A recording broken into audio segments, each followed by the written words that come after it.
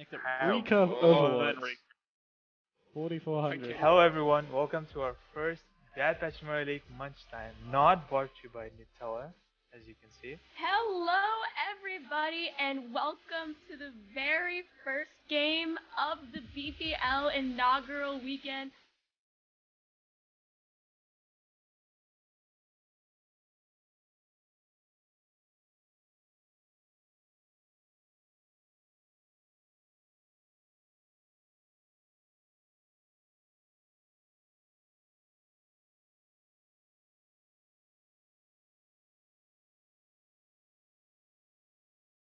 Such key pickups. 3, 4, 5. Leave them alone, it's all from the coach. Up a 5K per Dean. 6K per Dean. Oh my god, it's a 5K from Proxinator! Legacy are your Season 1 BPL champions.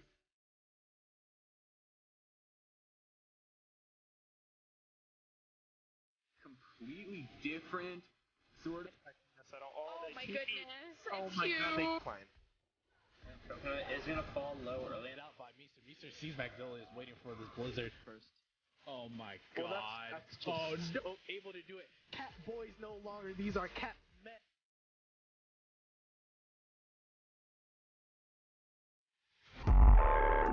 Are you like Yazan's brother or some shit? Burns is the Michael Jordan of BPL. Well, we put in the work, I guess, but I don't know. Would you still say we're a bottom 5 team? I'm gonna take these hot casters out on a date, so I'm gonna stay. Flashy, can you catch me? 50 on a pink Porsche, two baddies in the backseat, horny, true story. Had to kick 'em out, sorry. My oh my, yeah, I don't care what flavor, at least it be some cheese. Y'all be seeing how this baby want, bitch, you got Steve. And these girls use me, so I flick 'em like fleas. I did it with ease, cause you wanna cook keys. Alright, I'ma fly to the UK to eat my mind off a fine lady's boobay. I'm too polite, girl, may I see the booty? I love my life, my oh my. People say I gotta be different, but I'm just myself. Oh my, I got another hottie in my DMs every minute giving me hell. Is it cause I'm fly? Hello everybody and welcome to week 2 of BPL season 3. I am MFG, joined by Joshin and Chicken Nugget God. Our first match of the night is going to be Fallout versus Aether. Aether? Are you guys looking forward to this or what?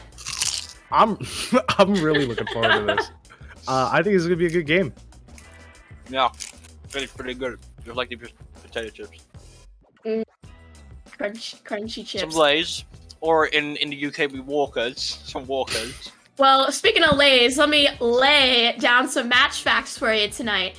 So, our first two teams have the same record. They are both 0-1, so this match will determine if one goes 0-2, or if one of them has a chance at having an even ratio. Ratio? Ratio. Oh my god. Yes. The team gets win plus ratio. So looking at the rosters for these two teams, obviously there's a lot of people we know, a lot of people that we have seen in previous sub-tourneys or previous seasons of BPL. Some of them have signature heroes, some of them have been known to be jacks of all trades. So looking at, let's start with Fallout's roster. What do you expect to see played, or what players stand out to you? Georgie boy, he's so handsome and dirt. My boy Rift from Reverb. I was on his team, and he's really good. Oh wait, I just realized that's Rift from Reverb? Yep. How did they lose last week? Did he play? Well, they played against Dynamic, and Dynamic is kind of good. True, actually true. Should have kept Georgie boy in. What about on the side of Aether? Any other good people? Nah, I think they all smell. Yeah, Marlon very smelly, Aurora very smelly, Emmy very smelly, my hair very smelly, so on and so on. Why? Okay, I'll stop. Who do you think is going to take this match? You guys seem to be favoring the roster for Fallout, but do you think that Aether has a chance at beating them here? I think Aether definitely has a chance. They got. No. Let me hear it, Josh. No. Controversy. All right, Chicken. Let's hear from you first, and then we'll go to the Joshin side. I think just Aether has a lot of good players. I'm a big fan of Mahir and Protein, the dynamic duo. My boys, my lads, actually. You got Drake the Genji Prodigy, just a real good guy. Rorschach is insane. The whole team. Frank. You know, like, I can give him a shot. Good case made. All right, now let's hear from the defense. Joshin? Well, Aether, they all smell. They don't shower. They don't take baths. Fallout, kind of clean with it, you know? Kind of nasty at the video game. So yeah, I just think Fallout, they win this one. They just lost last week because they played against Dynamic and Mac Taco, who are like a really powerful combo on their team. So I believe this week they're gonna pull it off and win. All right, Both I guess teams you looking guys. for a map win. This is true, and I guess you guys have already answered my question about Preds. We got Joshin for Fallout, Chicken for Aether. I don't know who I'm gonna go for You're here. a little quick there, MFG. Hey, you're a little quick to jump the gun there. I like Aether. I think they got a lot of good players, but I'm gonna have to say a 2-1 Fallout. Really? Dirt and Georgie Boy don't lose these. I think 2-0 Fallout. Georgie And not Boy only that, don't lose. Rift and Bird Boys, that's like an insane backline. Like, kind of crazy. You mean, wait, Bird Boys and Rift. No, Rift is a DPS. Why do I think Rift was a support player? I don't know. I don't know. I'm cracked. My bad. Well then, in that case, we have 2 for Fallout, so I guess I'll take Chicken's spot as the one rooting for Aether in the match. And as we see on the standings currently, Beat Drop Bears is the one in the lead and definitely the one to look at. But you see also Fallout Aether in the bottom.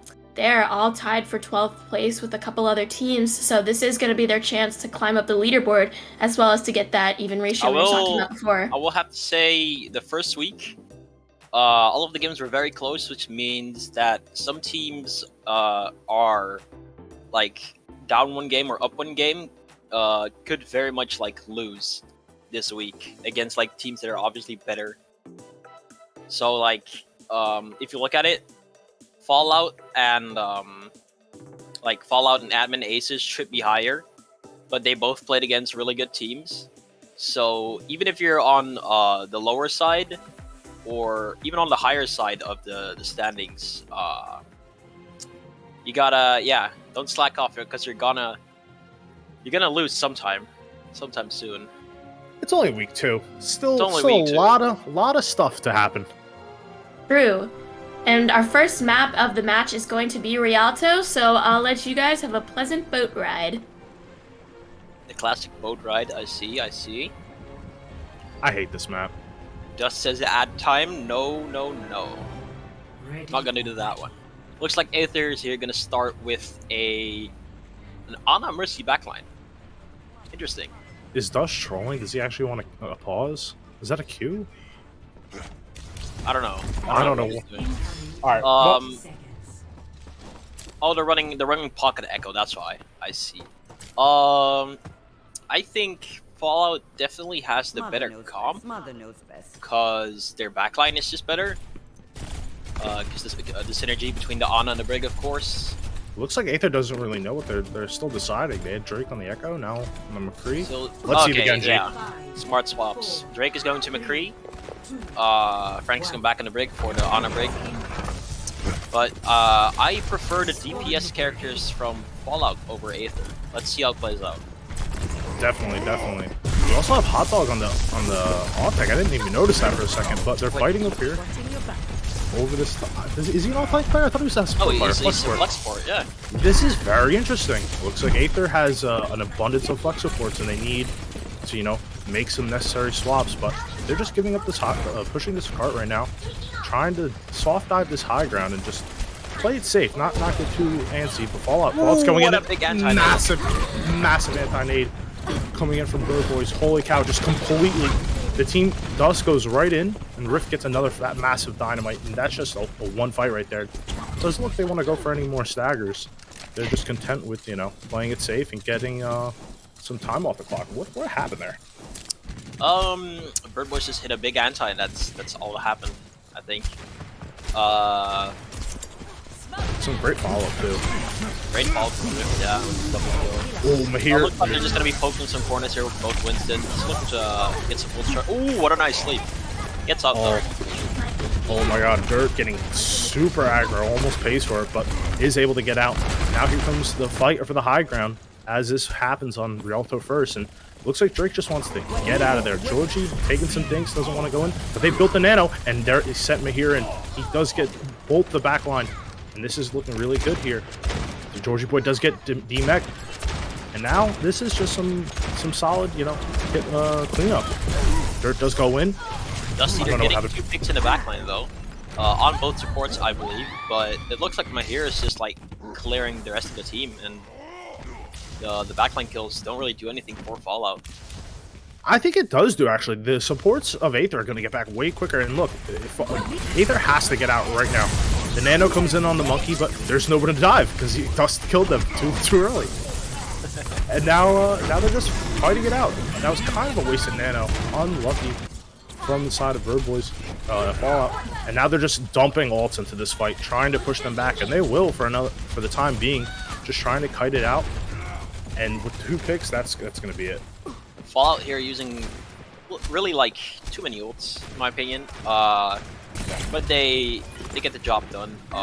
Aether here with 3 ults, coming up to 4, even to 5 maybe, if Hotdog can get it fast. Ooh, looks like I'm gonna be pushing in with the rally here. But are they gonna do anything? They're just kind of standing there. They're just, yeah. Yeah, he just gets easy ult charge for this. They do all have the armor packs though. And Marlon's going in this backline trying to get a deal onto Rift. And it looks like the bomb's coming in. Ooh! Big bomb from the handsome Georgie boy. And that's another one fight for Fallout. I hate this map, Josh, and I'm gonna be honest with you. I think this map is so bad. You know what, Chicken? I have to play this map later today. I've dropped my spaghetti on this map, like since the MTD days. It's so easy to lose. Yeah, look, on this map, you either get first held or you cap it all the way. There's no in between. Yeah, I would definitely agree. And now here comes the fight for the high ground. The so pivotal point on this first point. Dirt smells a pulse bomb here. Is Hotdog gonna eat it?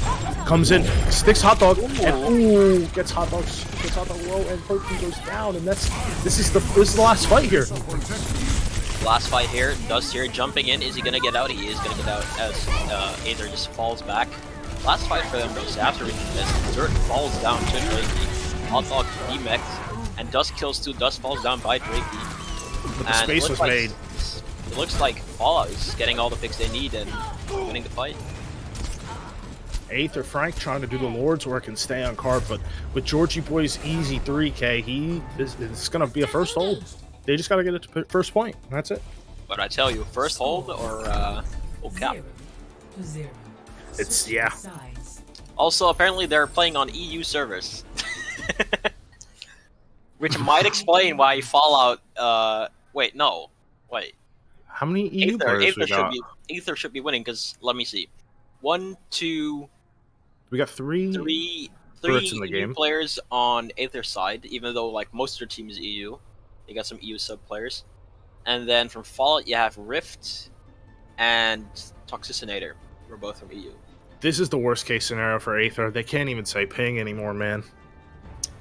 They're just getting rolled by some Americans on the EU server.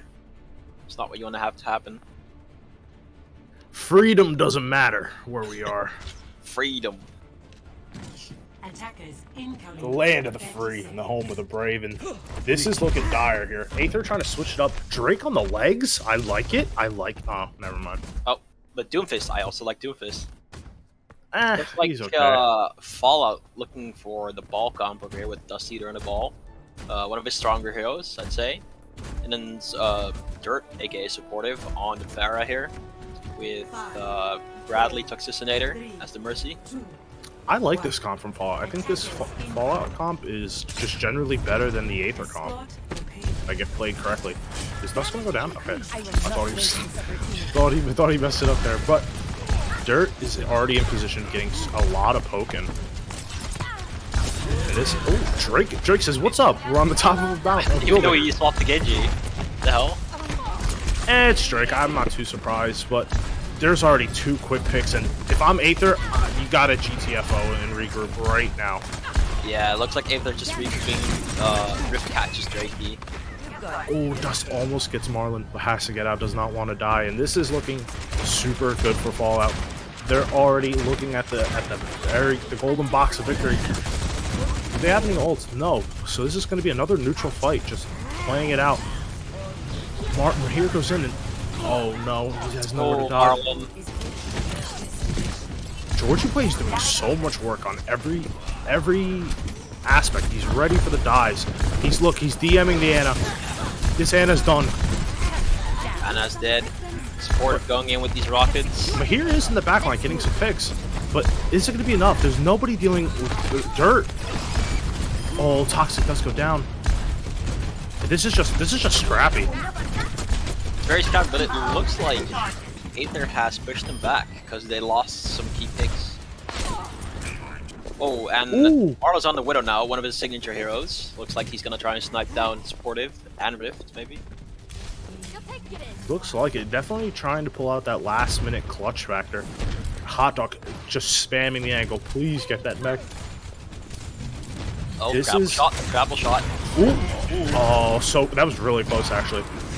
This is looking tired here. Fallout almost has 6 ults on the board. Frank does pop the early valve. Oh, and there's a Nano Barrage. Yeah. Supportive. He's gonna push him off the map. Hot Dog gets the remake though. This is somehow turnable. Oh, and it's res. And yeah, this is. I think this might be a map 1 GG. This is definitely a map 1 GG. Just like that, speed running through the first map. You teams doing your warm-ups. You better start them now.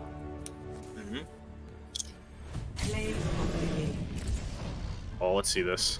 Brad, I would minimally like to see Monkey off Curl. What does that mean? Oh. The nice juggles there. That is some nice juggles from him. Oh, is he gonna get it?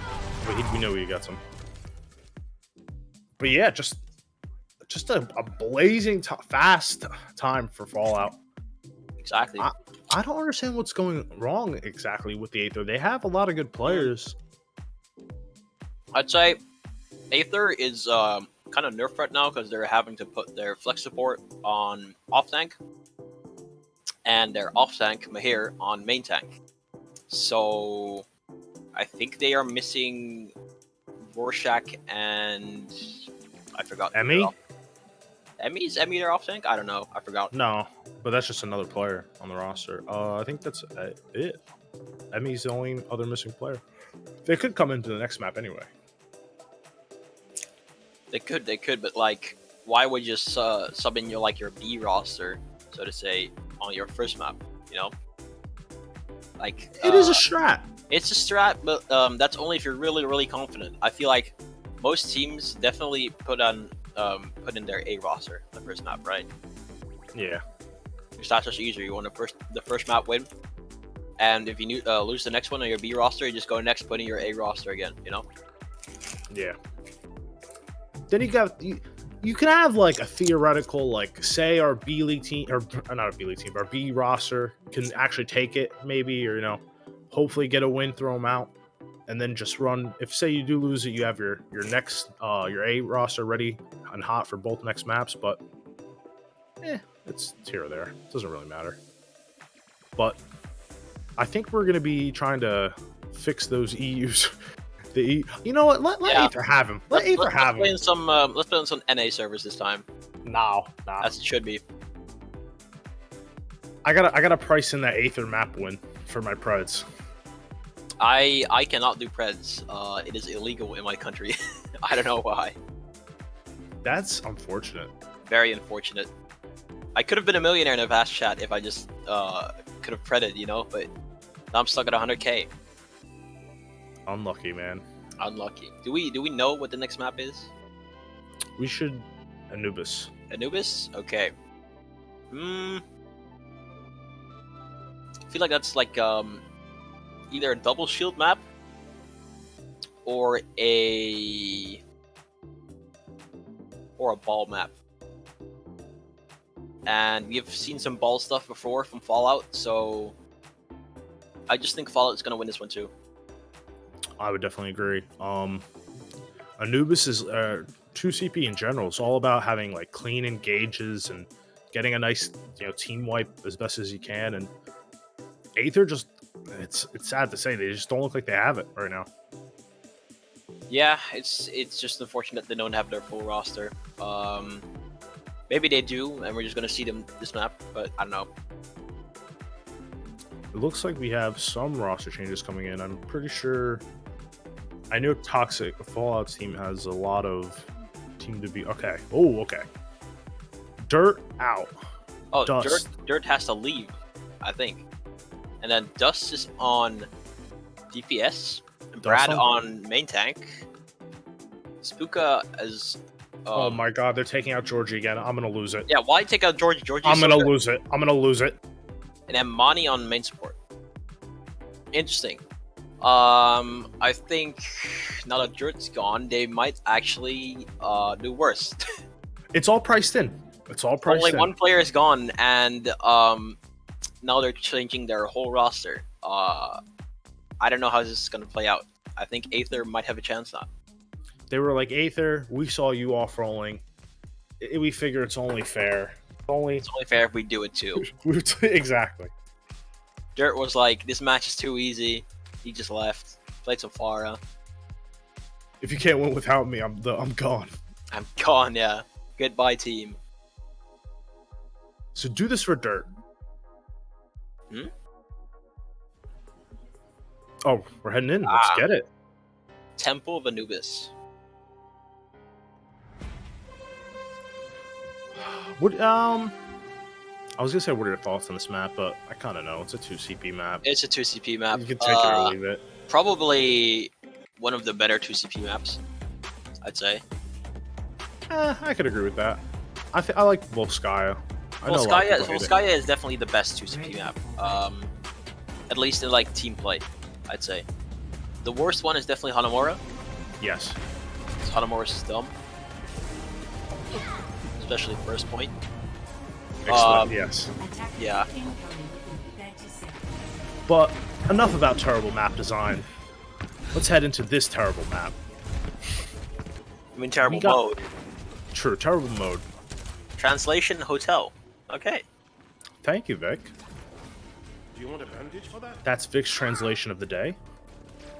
Vic, now we have Fallout. Fallout's playing the double, not the double shield. Sorry, the Orisa Diva. I actually like this comp. I think it's it kind of works like double shield. You know, like Diva's just a better sig at this point in the game. Because they're still playing a spam comp, of course, with like the 3 echo here.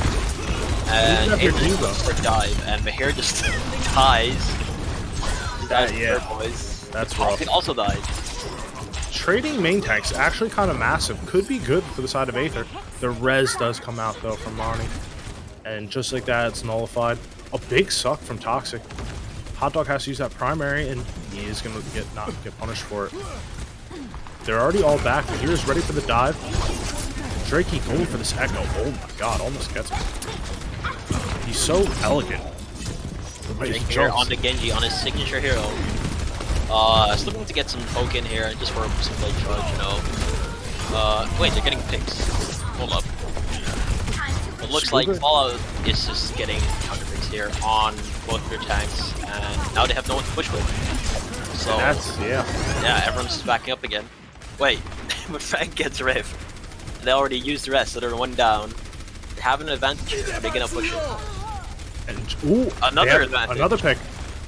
This window though is keeping them so far, so back. Yeah. Oh no! What a good suck. Yeah, and that was here. Thought he was safe. And just like that, Fallout is. I keep wanting to say toxic. Fallout's team. Fallout is winning. Gonna win this fight. Just in a 4v6. That's insane. That's a really good good play there around the window. Here comes a Nano Winston actually. Goomba stomps on Dust. And that's it. Lamp comes out and so does the Blade. Comes the Blade. He's trying to get Blade the tank. And does get him. Do they have res though? If they have a res, this is going to be very unfortunate. Spooka does end up trading, and they do res Toxic. That's very Rift here with the copy on the Genji. He's gonna get played. He is. There's Blade. Gets Frank. Mahir knows his fate. He just stands there and accepts Stand it. still. Marlon, you know, not for nothing, Marlon is doing the Lord's work, trying to make advantages out of nothing, and he's getting the picks. It's just they can't seem to follow up. They're getting picks, but I think like every time they get a pick, they get too excited and just kind of push it, and they just die. Because last time it was because window too. Yeah, with Fallout, you're playing a poke comp, like a poke spam comp, and if you just kind of stand there in front of them, you die, you know? Or even if you jump in like that, you have to be really, really aggressive if you want to play against them.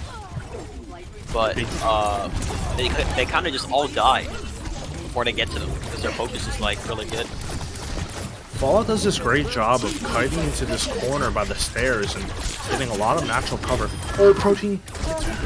Oh, he's gonna get sticky. Oh, the blade. The blade comes out. He's 1 HP. Oh, Rift says nope. And they're on the point. The tanks have managed to get onto the point from the side of Aether. And oh my god, Mahir and Mani. Mahir Goomba stomps Mani, trying to lead the kill feed. But they have presence on the point. Does Fallout want to maybe, you know, give them 2 ticks? Toxic is still here. He can jump in. They have the walls. They know the information. They know they're coming in. Oh my god, was that a big stick? Gets Toxic is super low. Wasn't the stick? Mahir does get him. This is the trades. This is exactly what Aether need. Bubbles the bomb and gets Spook before he can remix it. This is 100% first point. Mani does use the Falcon. I don't know if that was exactly the play, but it happens. Whew. The brig rally from Frank kind of came in early right there. Maybe they saw the recontest coming, but if they didn't go for the recontest, it was kind of a waste. But it ended up working. It ended up working, so good for them. Yeah, I'm pretty sure Marlon dropped the walls. They saw him coming, so. But Drake on the legs. I've been terrorizing the plat rank ladder on my legs. I love to see this. It looks like oh my god, Echo is a very balanced hero. Gets so much damage out of one right click. They do use the nano on the hot dog, trying to push, but these windows from Bird Boys have been so massive. Every time the window pops up, the best course of action is to back up. Really good pull there from Toxic. And Rift just died. Frank gets Rift again.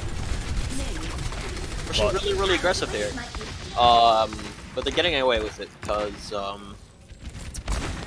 Bird Boys and Mani are just really good at keeping up the team entirely here. They're still playing a comp that wants to keep the distance though, so very smart for them just to go back as Aether's regrouping here, of course. Hot Dog does have the grab, but Fallout coming in with so many ults here. This is looking pretty even, but a slight advantage towards Fallout. Looks like they want to try and build the nano. And while Rift knows this, he's just going to take some spam, try and poke him in. A little spam, you know, it's a tiny bit. Dust here coming up with the high noon. Rift here with the copy. What are they going to use, I think? Any Preds? I'm going to say Bongo. Bongo Dupe. Bongo Dupe. I can see it. I can see it. Aether is just looking to push the right side here, but here just jumps into main. Oh, and the Bongo and the Dupe. The Bongo and the Dupe, and the Valve too. And the Valve. It looks like they needed it because they are still dangerously low. Aether finally gets into the point, or super close, but it doesn't matter. Griffith at 3k, 4k. This guy's kind of good. It's kind of good. Holy cow. So, and just like that, we're already less than a minute. We're looking at the final fight here. And 3 ults almost from Fallout. And Aether has decided to fully swap up the comp and just go towards a rush comp. We're running it down mid, boys. Very smart swap, actually. Rush here. Yes, definitely. They have Marlon trying to hopefully get, you know, a pick onto this Echo. And oh my god, they take so much coming into the stairway, and they have to go. That's it. They're going into the 5v6. Overwatch 2 simulator. About to start. They wait for the overtime. They don't want to go ahead early. The wall does come out from Bird Boys, and a big bomb from Spooka, and just dumping ults into this fight from Fallout, and that's the second point hold. A classic tale of 2CP. 2CP moment. I feel like 2CP has like one of 6 like eventual outcomes. Like you roll first point and then you get smashed for another 6 minutes or whatever it is. You could roll both. You can get rolled the whole time and not cap anything. It's just like it's like flowchart Overwatch. Flowchart 2CP. I'm gonna make that later. I'll think of all the. But luckily, this game mode is getting removed in Overwatch 2. So let's not bring that up. We don't talk about Overwatch 2. You know what? I'm just gonna keep quiet. I think people know my stance towards many of the things, and let's just leave it at that.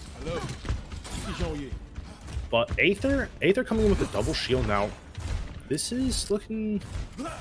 I don't know. I mean, they have the soldier, the legs coming in, and the Hanzo, but this feels like it's just like a desperate attempt to try and counter Rift anyway. You know. And this Fallout comp, this kind of feels like the VM comp Georgie Boy wanted us to play so bad, but we were just B-leaguers and not good enough. But I think this comp has and just like that we're on the SIG, so I don't know how they want to play this comp out. I guess just kind of spam it from choke and let Toxic do his thing. They're gonna like look for some picks here, Fallout. But Aether has a really good comp for like denying the angles for Dust here. All they need to do is put a shit. Okay. Ooh, just like you said. Dust Eater moment on the DPS right there. Ball goes in here, goes out. Some classic ball stuff, you know. Definitely. Toxic has been practicing the ball. He does look pretty good on it. So we'll get to see how he looks in the official. On the far here, Aether should have a better comp here. Because you can just rotate between the shields. You have a lot of good CC to deny the ball. All they have to do is hold this position. I love this angle from Toxic, just getting so much cleaving with these slams, and it gets 2, almost 3, and Rift is able to get the easy cleanup, just like that. I think that's first point. There's no way. Yeah, I would love to be. And just like Very that, smart pick from Rift here, Lefara. Aether's looking down the barrel of the Fallout. No, they're looking down as the bomb is falling on them. This is the big bomb. It's got the silly face and everything. And they're just gonna bunker down, but Fallout has the barrage. They have the This is a big slam from Toxic. That is GG. They're just dumping all to this fight, and there's literally nothing they can do. They have a sea of mines to pass, and just like that, Fallout will be getting their first win. And Good game. Good game. I thought it would be way closer. Same. But I did not expect Aether missing some players. I did not know that, so... You can never really, be super confident on who's going to play and who's not going to play if you're not in the team, but kind of unfortunate for Aether. They will still go mapless, but I think they still have something in them. I believe in those players. I believe 2. I believe 3. 3? No way. True. I'll say this. The poor 0-2 team that has to run up against Aether next week, I feel bad. I really do. I don't even know who's going to be the other 0-2 team.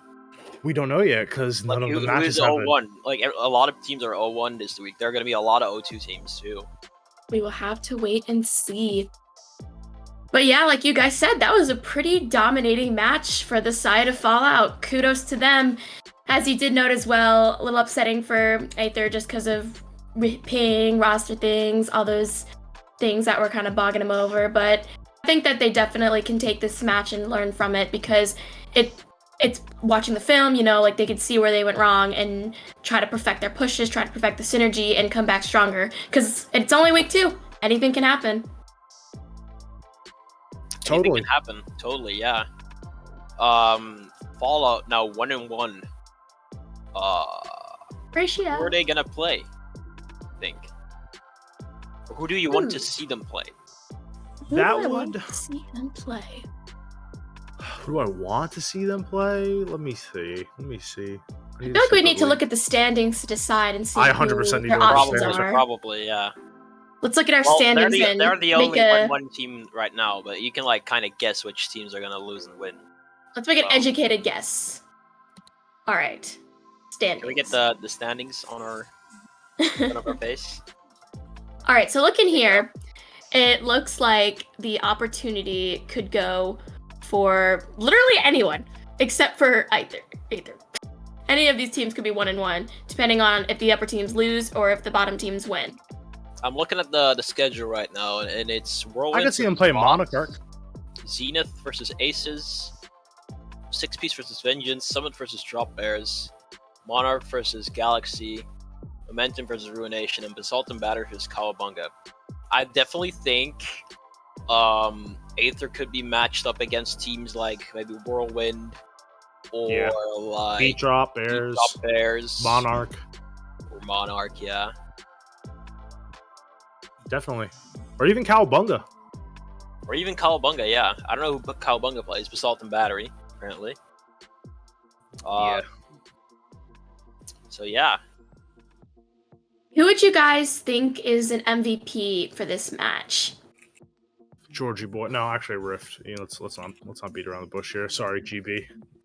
Huh? Oh, shit. There we go.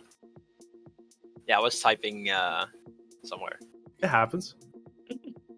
But I think it definitely has to go to Rift. Rift felt unstoppable. He could do whatever he wanted. Could be an MVP by the end of the season, possibly, if he keeps. Could be. I definitely think Rift is a player that is very good and could be MVP if he keeps up the performance.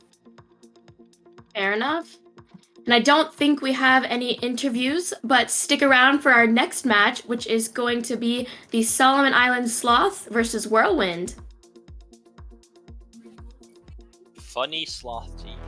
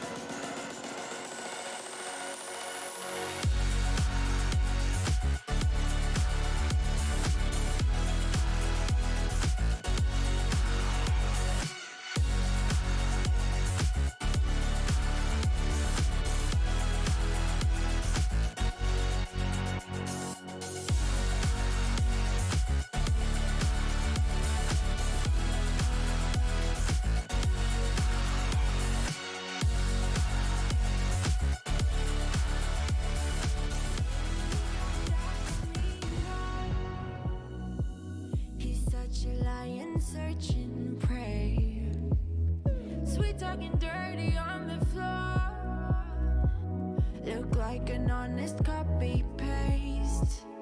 Swarm around my head, look the way he goes. Buzzing like he thinks that he's my hero. Thinking of taking a break, shutting it down to refresh. Honey, it's all for the better.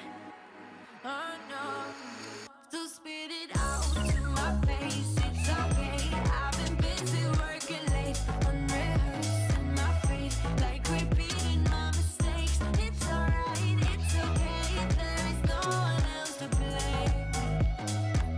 I'm busy loving myself. I've been prioritizing, and you don't make it on that list. Don't get offended, baby. It's just a self-reviving thrift. Swarm around my head, look the way he goes. Buzzing like he thinks that he's my hero. Thinking of taking a break, shutting it down to refresh. Honey, it's all for the better. Oh no, so spit it out to my face. It's okay, I've been busy working late, unrehearsing my faith, like repeating my mistakes. It's alright, it's okay, there is no one else to blame. So spit it out to my face. It's okay, I've been busy working late, unrehearsing my faith, like repeating my mistakes.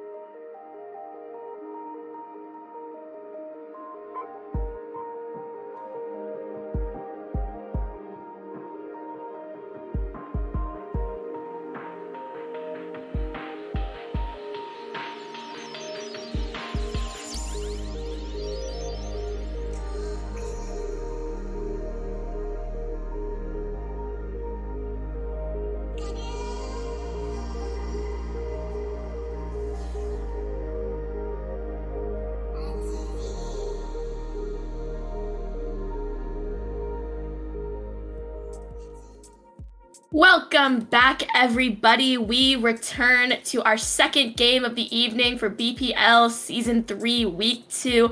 I am MFG, joined today by Drayton. We've got Team Whirlwind going up against the Solomon Island Sloths. You ready for this one or what? Yeah, I'm looking forward to this game. Got to see a lot of this is my first time really casting A-League. I was on B-League duty last week, so it'll be interesting to see the talent that these teams have. I know Solomon Island Sharks, they're continuation of a previous branding, sort of, but their roster is looking pretty stacked from what I can see. So they definitely do have a stacked roster, and looking at the side of Whirlwind too, we definitely see a lot of players that we know and love. We've got Robo, Rafiki, False Words, Vincent, so many names, and also new faces as well on both Whirlwind and as well on Solomon Island. So I am excited to see what those people are going to bring to the table for us. Yeah, it's been a little bit of a delay, but we should be getting into this really quickly. Obviously, looking at the rosters, Genesect has been a staple of, at least from last season, one of the players that stood out to me pretty well. Texas Money Jr., obviously, pretty well known. Not necessarily for the best things, but you know, I'm not gonna discredit how good of a player they are. They're obviously on a team because they're good. So, yeah, I mean, these rosters are both looking really good. Definitely, you gotta highlight these people as great players no matter what. And going into our first map, which is going to be Dorado, we see on the standings, the thing at stake here is one of these teams will be 2-0, rising to the first place of the standings for current. And then if one of them drops, they're going to be going down from their previous position for Whirlwind quite a bit, whereas Solomon Island has a little bit more like closer to the middle, but it's going to be interesting to see which team's going to boost their way up on the standings. Yeah, as you can see, the results of the Fallout Aether game, Fallout obviously moving up to 1-1, Aether going down to 0-2. So we're going to be interested to see if one team will stay undefeated today. Obviously, one will have to, but Dorado, Hanamura, Lijiang, and if we need it, Oasis are going to be the maps today. And these maps are going to be so... these are some of the best maps in the game, obviously, and we're heading into Dorado. I'm expecting to see some dive. Texas Money Jr. already off with a great start in chat. Well, let's see if we can find some dive-esque characters. We see on the side of Whirlwind who's going to be taking defense. We do see the dive monkey. We also see the fast characters you would expect, like the Lucio and the Tracer. So you've hit it right on the Texas Money. Yeah, and I'm expecting to see the main differences here is obviously going to be the pocket that Texas Money Jr. has, the more traditional 6-man rush. Though it really shouldn't be called 6-man rush. There's 4 women and a monkey, so I'm not sure if we can call it 6-man rush. But gates are about to open, and it's gonna be a close hold coming in here from Whirlwind. Interesting to see what their plan is here, because you don't normally see a lot of types of close holds. But we'll have to see if they have a strategy or if they're just trying this for fun. Already coming out to start the fight. Yeah, Texas Money Jr. already breaking into the backline of this, getting in a lot of damage early on here. That's going to be a nice sticky bombs there. The tanks are falling so low. It's going to be up to Abdon to keep them healed. But they're feeling a lot of pressure. It's going to be Texas Money Jr. getting the kill. False Swords out of Mecca as well. So this post hold will not be successful here. And Solomon Island and Sharks, they will be taking this first fight pretty clean. The aggression from Solomon Island really helped them out there. Texas Money Jr. kind of took an alternative poke there, coming out on the side rather than meeting Whirlwind at the front, which allows them to push forward. Whirlwind definitely going to have time for a recontest, but still, you can see a bunch of players from Solomon Island already pushed up to try to stop that, particularly Texas and Jupiter as the pocket. Yep, Texas Money Jr. going to be going in with the copy onto the Som here and try and build up that EMP before they get taken out of this duplicated form. But before that even happens, the kills are coming through. Robokiller and Rafiki out, EMP coming through. That's going to be doing so much damage to the abilities of Whirlwind here, and they're not going to be able to hold for very long. The aggressive momentum from Solomon Island here is really impressive because every single time that Whirlwind comes out for the fight and tries to take it back, you always see them pushing up without fear, without even regarding the card, because they know, I mean, look at them right now, they're so far ahead of it, but they know once they clear this, which they're confident they are, they can push the card as much as they want. Yeah, Genesect was caught out with the hack there, and we finished off by the damage orb coming in from Adbound, so it's gonna be the Coalescence committed as well, so not gonna have that for this next engage. It's a really important part of this rush composition out of the window here early. And Texas Money Jr. already halfway to their next ultimate. They're building up so fast. Now it's gonna be Genesect here getting the revenge with the help of SPD, getting onto the high ground, taking down Yahoo. And now it's gonna be the follow-up yet again onto Fall Swords. They're losing their mech so early in these fights. And now the cleanup is gonna be coming through. On this last push here, Whirlwind has some ultimates to work with, almost 5 of them exactly, but they're gonna have to be careful because they might try to panic and alt rush, and although that might do the job, it's not gonna serve them well with the 4 minutes that's all the island has to cap. Gen does fall first, so it's gonna be in favor of Whirlwind so far, but then there's more ultimates being thrown out. The EMP from Yahoo, I don't know who that hit. I don't know who that was intended to hit, maybe a Luminous, but they were out of it. I'm not sure what happened. The double melee kill from XFD coming through as well. Texas Money taken out of the fight. They got the duplicate onto the Sombra, so that seems to be their strategy, but we're not able to stay alive for too long through it. Now it's a scrappy fight here on point. Fall Swords dropping in that Diva Bomb. Isn't be able to take down Genesect. They got back so quickly just to be taken out of the fight yet again.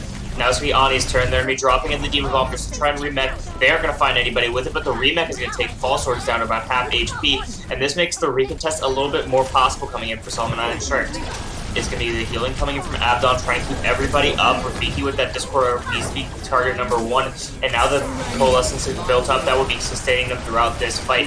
Genesect getting a laser beam down. Rafiki as well, taking a laser straight to the face. Both main tanks now out of this fight early, and it's going to keep continuing to go on for what feels like forever. It's like the 3rd re-engage from each team. Rafiki coming out of spawn. Will they be able to get back to the point in time? The stick coming through. This is going to be taking Texas Money Jr. straight out of the sky.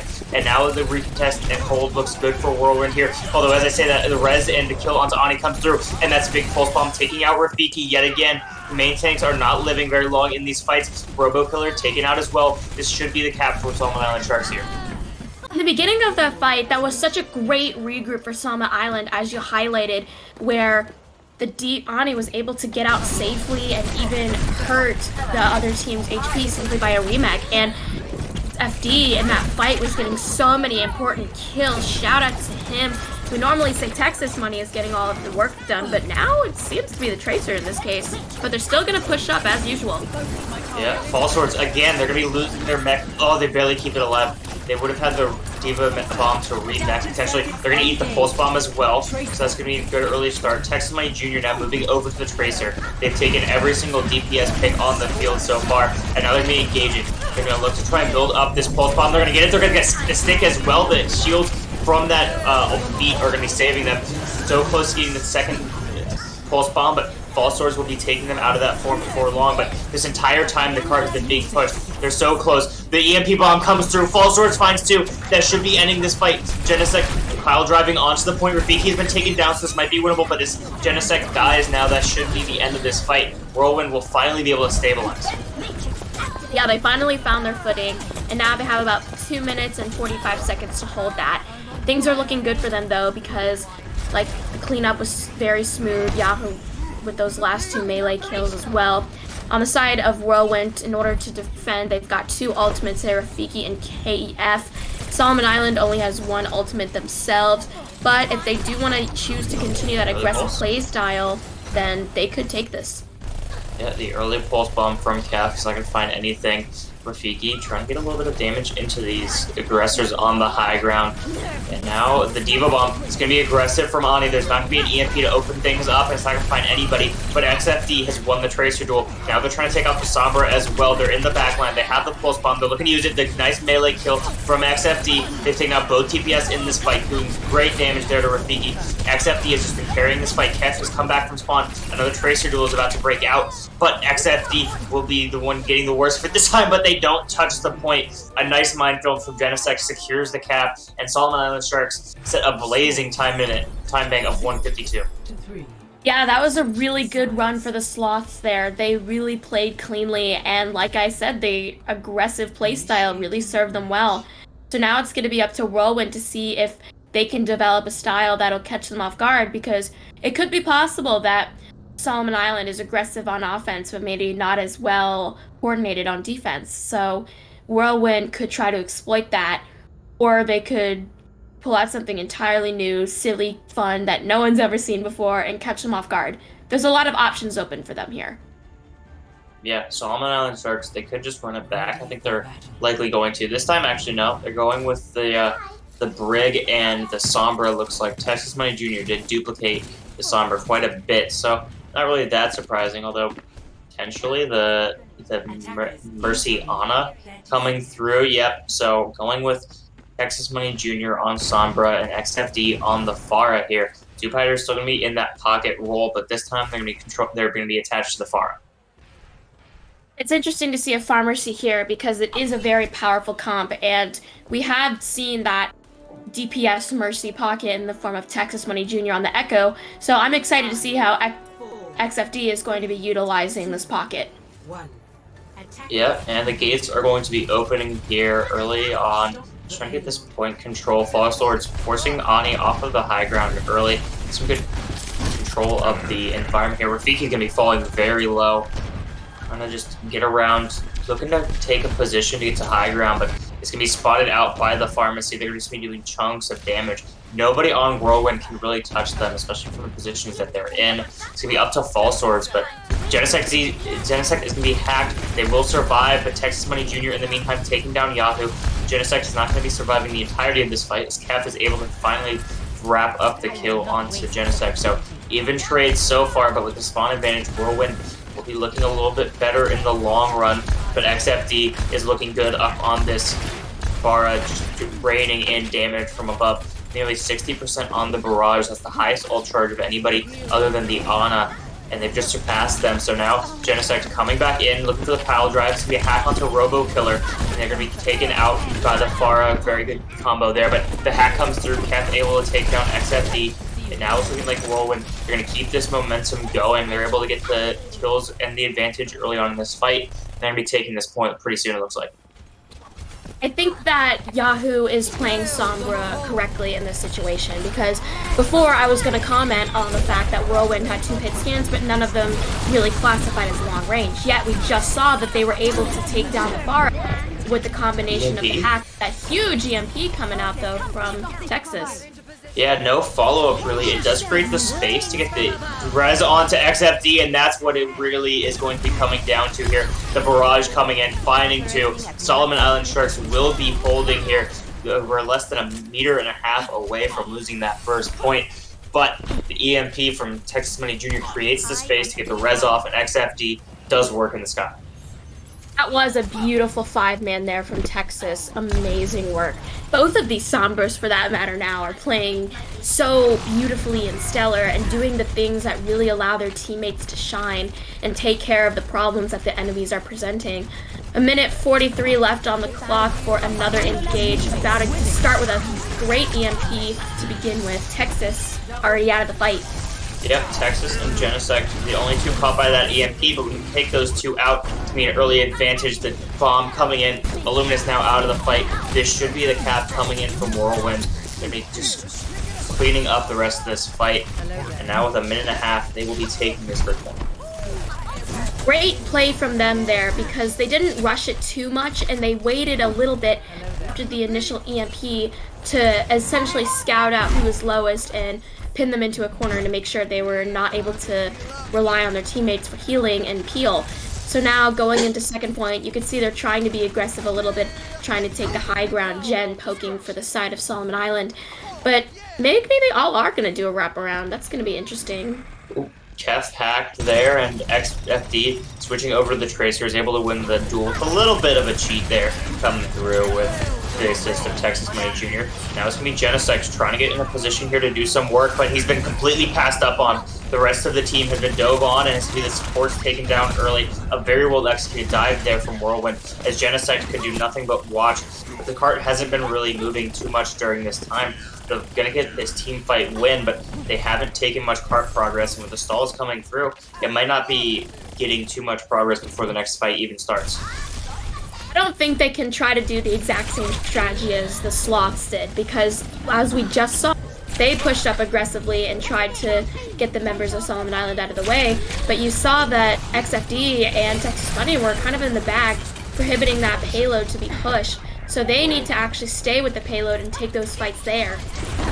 Yeah, Genesect is going to be caught by that hack. EMP coming through, it catches onto 3. The monkey getting shredded so fast. Yahoo taken out as well. So this is looking like continued momentum here.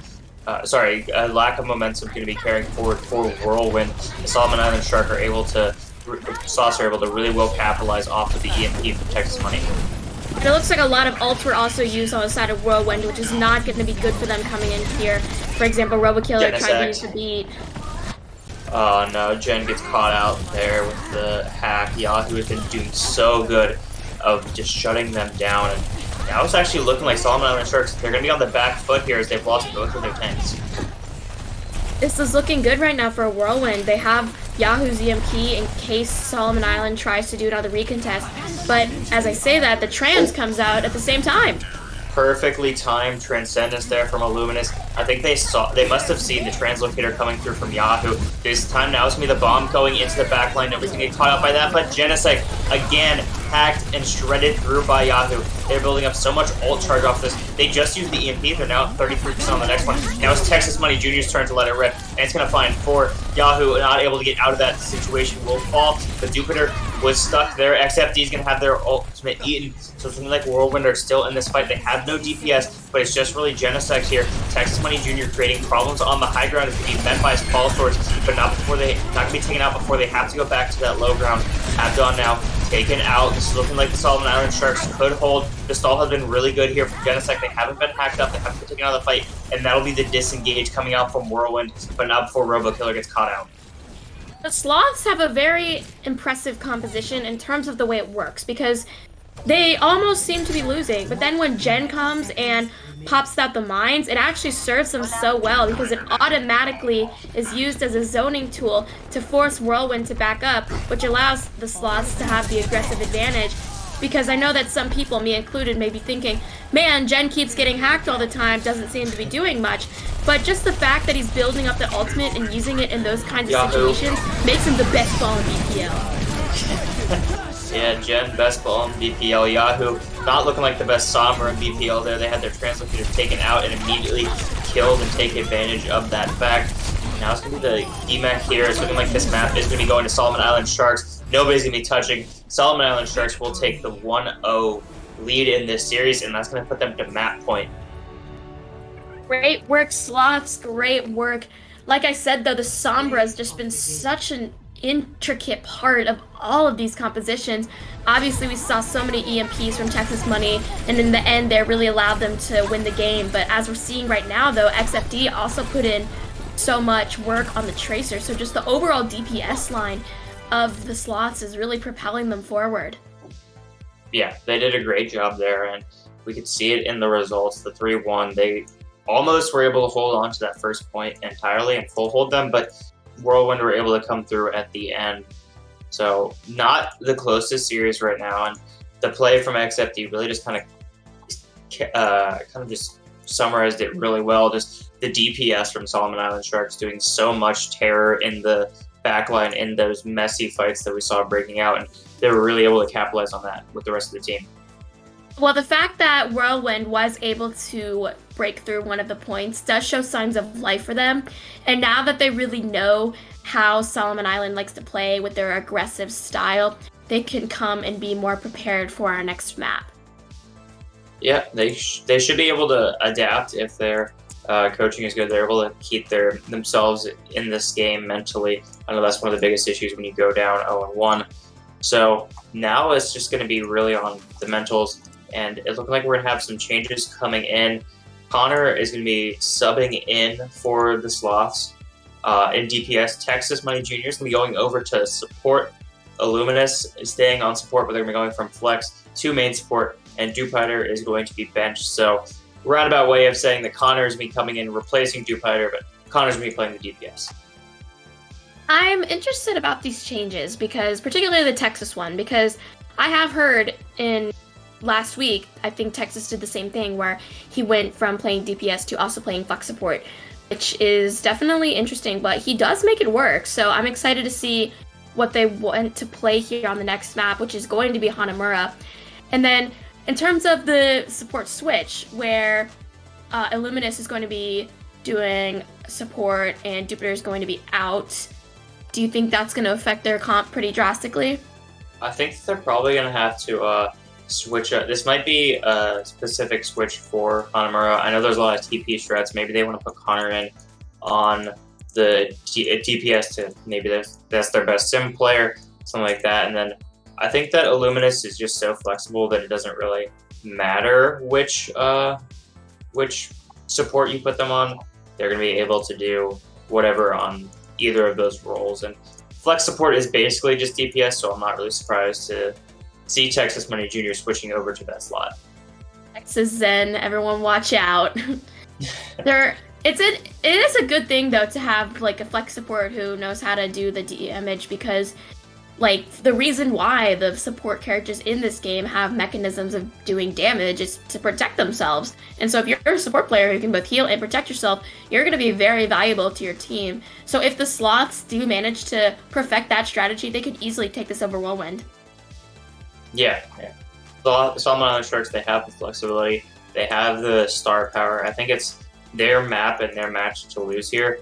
We'll see if they're able to hold through, and as we get into Hanamura soon, I think that they're going to be able to. They're in a good position right now. They just need to follow through. Definitely, it's going to be fun to see. So while we wait for this map to begin, since we are going to be on Hanamura, what's your favorite kind of Japanese food? Oh god, you're putting me on the spot. I'm a very basic person, so I'm just gonna say sushi. I haven't had too much sushi. Like different kinds of sushi, but yeah, it's a staple. You can't really go wrong with sushi, so I'm gonna say that. True. I'm personally a ramen gal, and now we're starting to finally see the comps come out as the clock is ticking down. Lots of interesting choices on the sides of both. We see Orisa coming out for both, but in terms of the other tank, Whirlwind's going to do the Diva, and Solomon Island looks like they're going to be running the Monkey. Yeah, potentially going to see the dive coming through, and it doesn't really make too much sense with the DPS they've got. Obviously, they have time to switch. Looking like they're going to be going with Ball and I'm just going to let them figure it out of the gate before I say anything. So, looking like the Ash and Echo composition coming in with a dive as well. Illuminous can be on Connor with the pocket. So, Texas Money Jr. on the Zen, like you predicted. We are going to be seeing that. Zen already trying to do a little sneak around and distract the team. Best ball BPL doing ball things.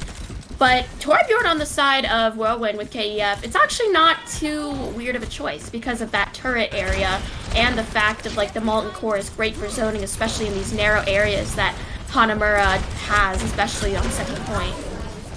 Yep, XFD can be rezzed very early into this fight, so that's going to be out of the way. It's not going to be able to get them back in this fight after False Swords takes them down. And now this is going to just be the constant pressure coming in from wider. And it's going to be Jen take it out as well. So Solomon Island Sharks, they're not going to be getting it at their first go here. Ooh, bye, Ani. Yeah, the Sloths do need to regroup and figure out their next plan of attack. Looking at their support line, though, something I do notice is Mercy Zen is the comp of choice here. Reasons why we already know. But in terms of overall healing, you don't really see much, you know, because Illuminous is primarily focused on damagers in the DPS. And then Texas Money Jr., just the way that he plays, he likes to focus on damage. But then also Zen as a character, the really only big-time healing you get from him is when he pops the ultimate. Yeah, and Texas Money Jr. not going to be getting the ult on time to save them. Camp will be traded out, so potential res for Illuminous if they are able to get the space made for that, but it doesn't look like that's going to happen as Gen and XFD have also been taken down. So Solomon Island Sharks, they've not been able to get anything going here. They've lost half of their time back so far. Yeah, the Sloths don't really seem to have an answer right now. Whirlwind, though, is on fire, and maybe literally, I think that was why you're on fire there. But they do have ultimates also, and now they have about 2 minutes on the clock to use those. I sense a sort of alt rush, though, coming soon from Sloths, especially since Texas finally has that trans to go in.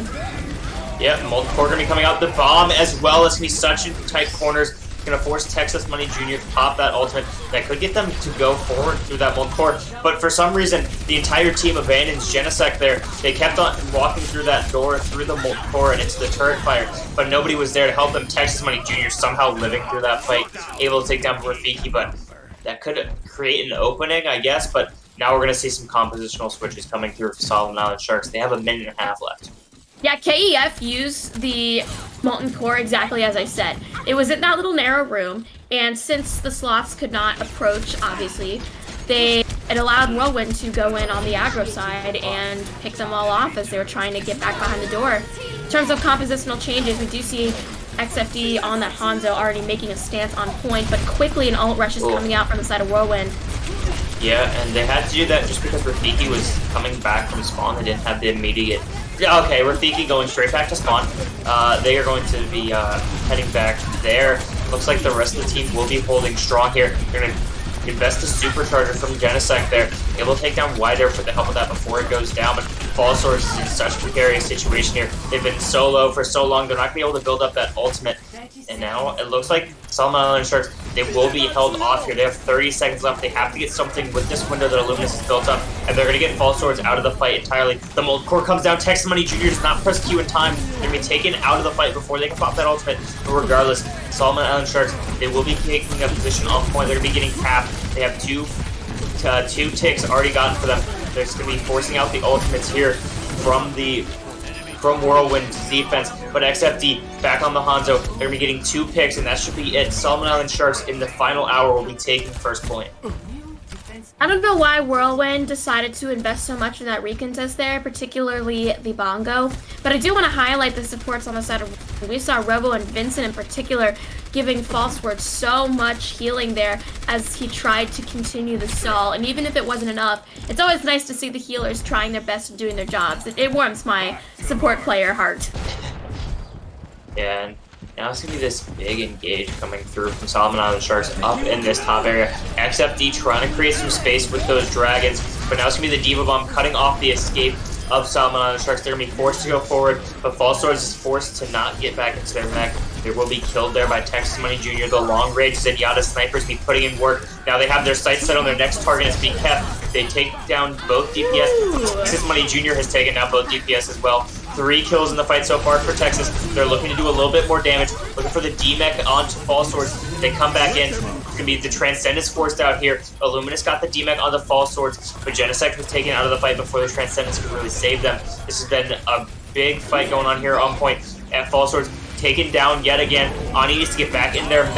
It'll come through, but the Molten Core as well will be doing a lot of damage.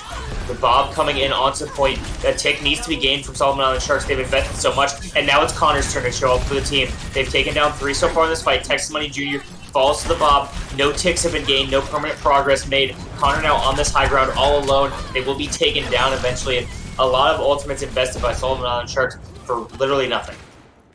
Ults are being thrown back and forth there. The side of the Sloths, as you mentioned, they've invested so much and now they've got nothing. Jen going to the Orisa, Illuminous now on the Zen. Texas Money on the Baptiste, so even more compositional changes to try to break this hold. A minute left on the clock. Whirlwind does have some things to work with, particularly Rafiki's Bongo, in case they try to be aggressive again.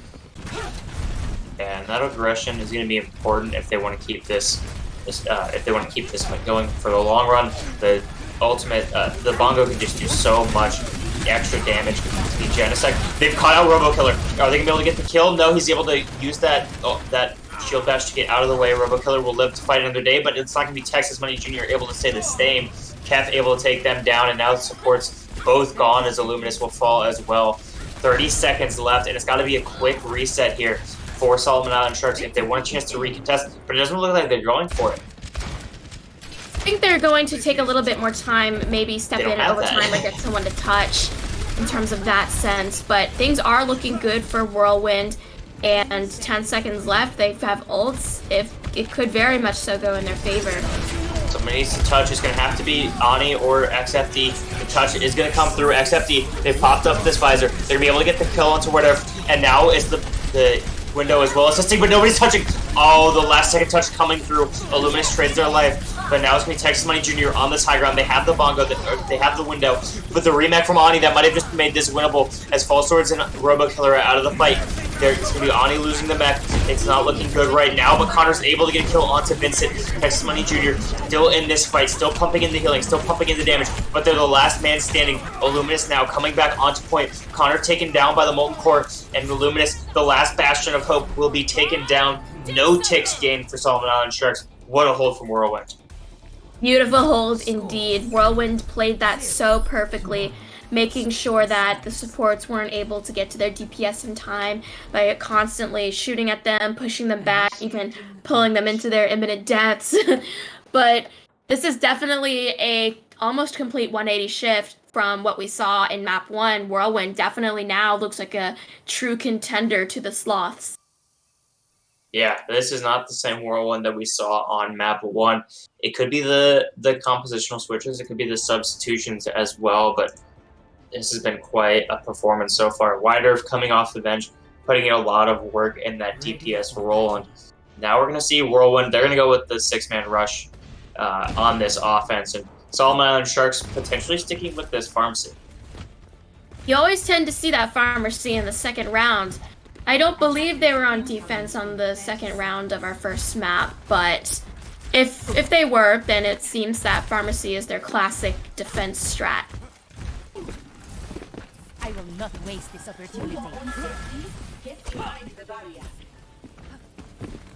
And in terms of the offensive strat, Whirlwind is going to look like they're playing some of the characters they've always been playing, particularly the support line, but also we see KEF on the Reaper. We have not seen a lot of Reaper plays so far, and it's definitely going to be interesting to see how that's going to be playing out. Yeah, that Reaper guy is very good, especially against these more bunker compositions where you want to just hold. Oh, but it looks like XFD, they've caught out KEF. They're on their own. They don't have their Wraith anymore. The peel coming through from False Swords this entire time, though. The point is going to be, there's going to be some pressure going towards point. XFD in this high ground position, they're going to be looking to do some damage where nobody can touch them, but now this rotation has been done so well from Whirlwind. They're able to get in this position. Now they're pressuring point. Genesect hacked up. They're going to be putting a lot of damage into them. There's so much healing, though, coming from Texas Money Jr. Genesect, again, will be the target of all the damage coming through, but Texas Money Jr. is going to be the one to find the kill. Connor finding another one, and this entire time, XFD has been putting in so much damage that they have a barrage. Is an impressive ult build up there, and that's definitely going to serve him well next fight.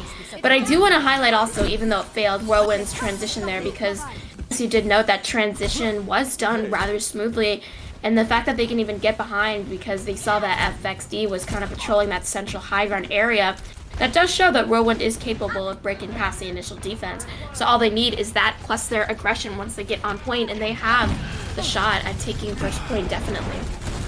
Yeah, I think the biggest issue with this composition right now is that XFD can really just do whatever they want. They're not going to be contested by anybody. It's going to be Kev trying to get the early sneaky take out, but XFD able to find one. Ani taking down the other support as well, so that's going to be a very quick fight win for Solomon Island Sharks on the defense.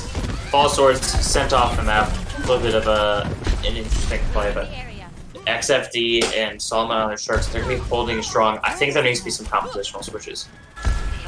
I did note this on Dorado, and I had said originally that Whirlwind was playing Sombra to the point where they were able to control the Sloth side DPS, but in this map it doesn't seem to be working. So yeah, compositional changes are definitely needed, but it doesn't seem they're being made yet just because of their ult progression, and now they're using them for a potential rush. Ooh.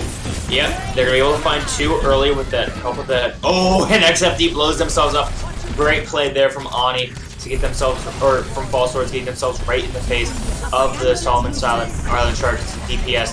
Now it's going to be the EMP coming out a little bit too late to deny the res. So XFD is back in this fight, and that means it's going to be dangerous very quickly here for Whirlwind. They're holding this point. They almost have that capture. It's only the Wrecking Ball of Genesect on the point. They're hacked yet again. That just feels like we're under auto again. And now 1% left to be taken. It's all up to Illuminous on the Mercy to get it done. But they're going to be able to get this cap, and Whirlwind, they have a much better time bank, and they just need one tick. All the cards are in place for Whirlwind. Like you said, these circumstances are going to be serving them well. We did just see it on round 1. The defending team can lose point 1, but perfectly hold point 2. Looks like they're going to try to snowball it, though, since they only do need one tick. XFD gonna be taken down by the Death Blossom, and Full of Swords might have just put the final nail in the coffin when the Luminous taken down there. Halfway there to that permanent progress of taking the map. Full of Swords, yet another kill, and everything is going the way of Whirlwind. All of the kills, all of the abilities. They're gonna be able to take this and send Solomon Island Sharks to a map 3. There will be no draw. There will be no go-to loss. They're gonna be taking a map. The EMP now coming out from Wide Earth just to try and end it. I might have spoken a bit too soon. Solomon Island Sharks, they're still holding here. They get 3 kills. The EMP is a little bit too late to stop everything from coming through. And Connor clutching up. They had 2 or 3 kills in that fight. And Solomon Island Sharks, they're going to be holding on. Solomon Island Sloths do not agree with you. They do not want this to go to a map 3. They successfully both baited ultimates out from Whirlwind and overall held the point. Now, they do have a lot of time to try different strategies. Whirlwind now trying to go up to the top right. False Words does have that bomb Rafiki close to the primal. But Solomon Island Sloth also has a lot of ultimates to defend themselves with. Yep, Genesect can be coming in with that pile drive. And, oh, the perfect DM there from Ani, cutting off all of the healing from the damage that Kev can do.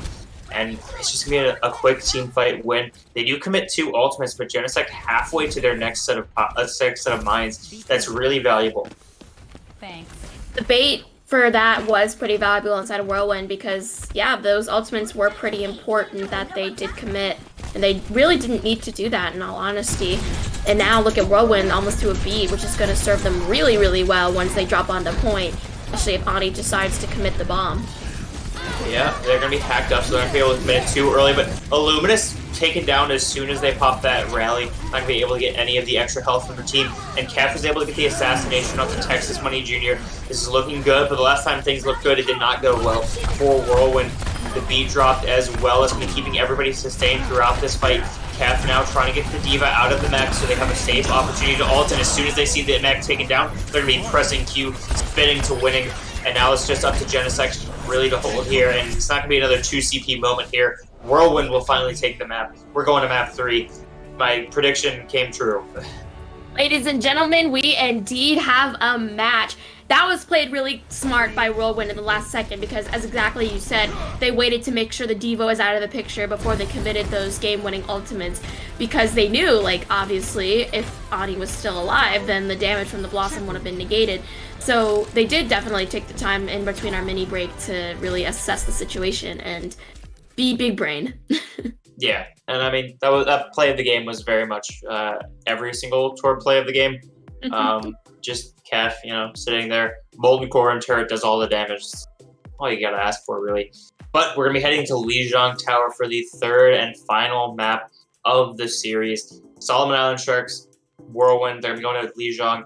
I think we're gonna see some substitutions just to maybe get more of a Lucio player coming in for each side. As a Lijiang Tower, it's one of my favorite maps. There's a lot of boop opportunities. It's gonna be interesting to see what Genesect can do on that map.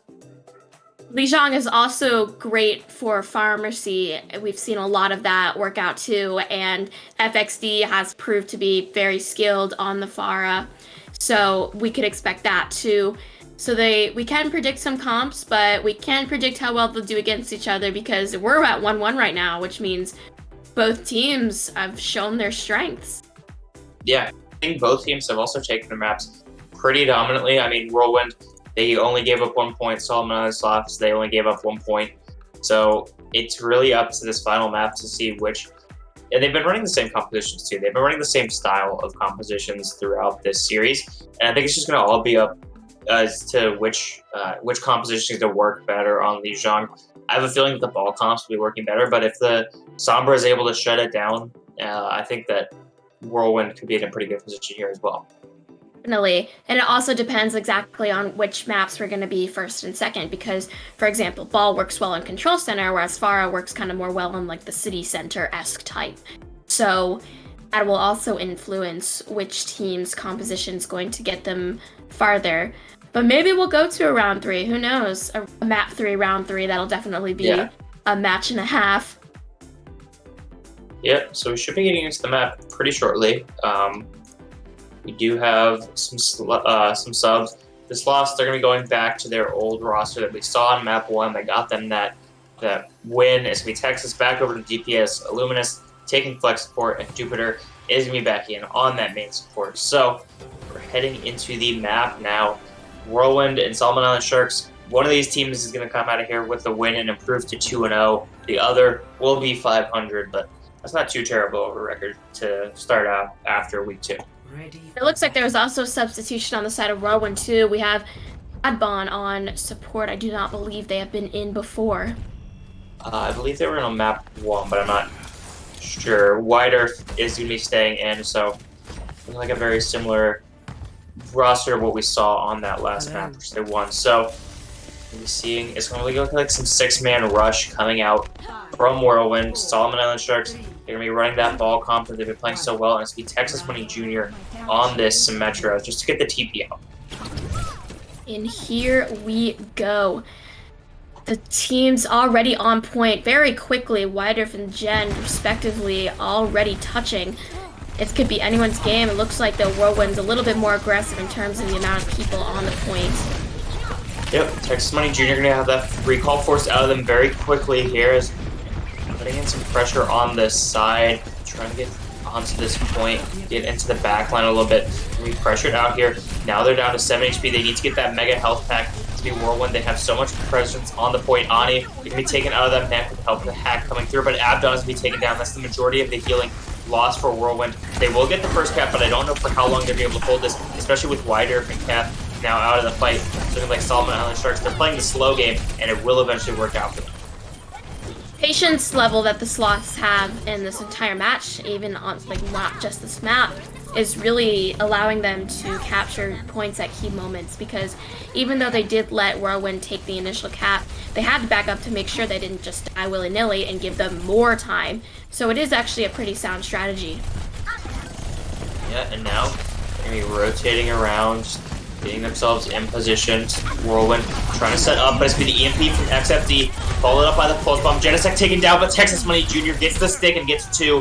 That's going to be 3 kills now for Texas Money Jr. in this fight, making it 4. Texas Money Jr. popping off. And it's going to be a team fight win for Solomon Island Sharks. What a player. Yeah, they didn't even have to commit too many ultimates there. It was literally only 2, and it got a team kill. The Sloths looking amazing right now. Whirlwind, they have ultimates though coming up soon, so they definitely could repeat something like that, possibly maybe a EMP.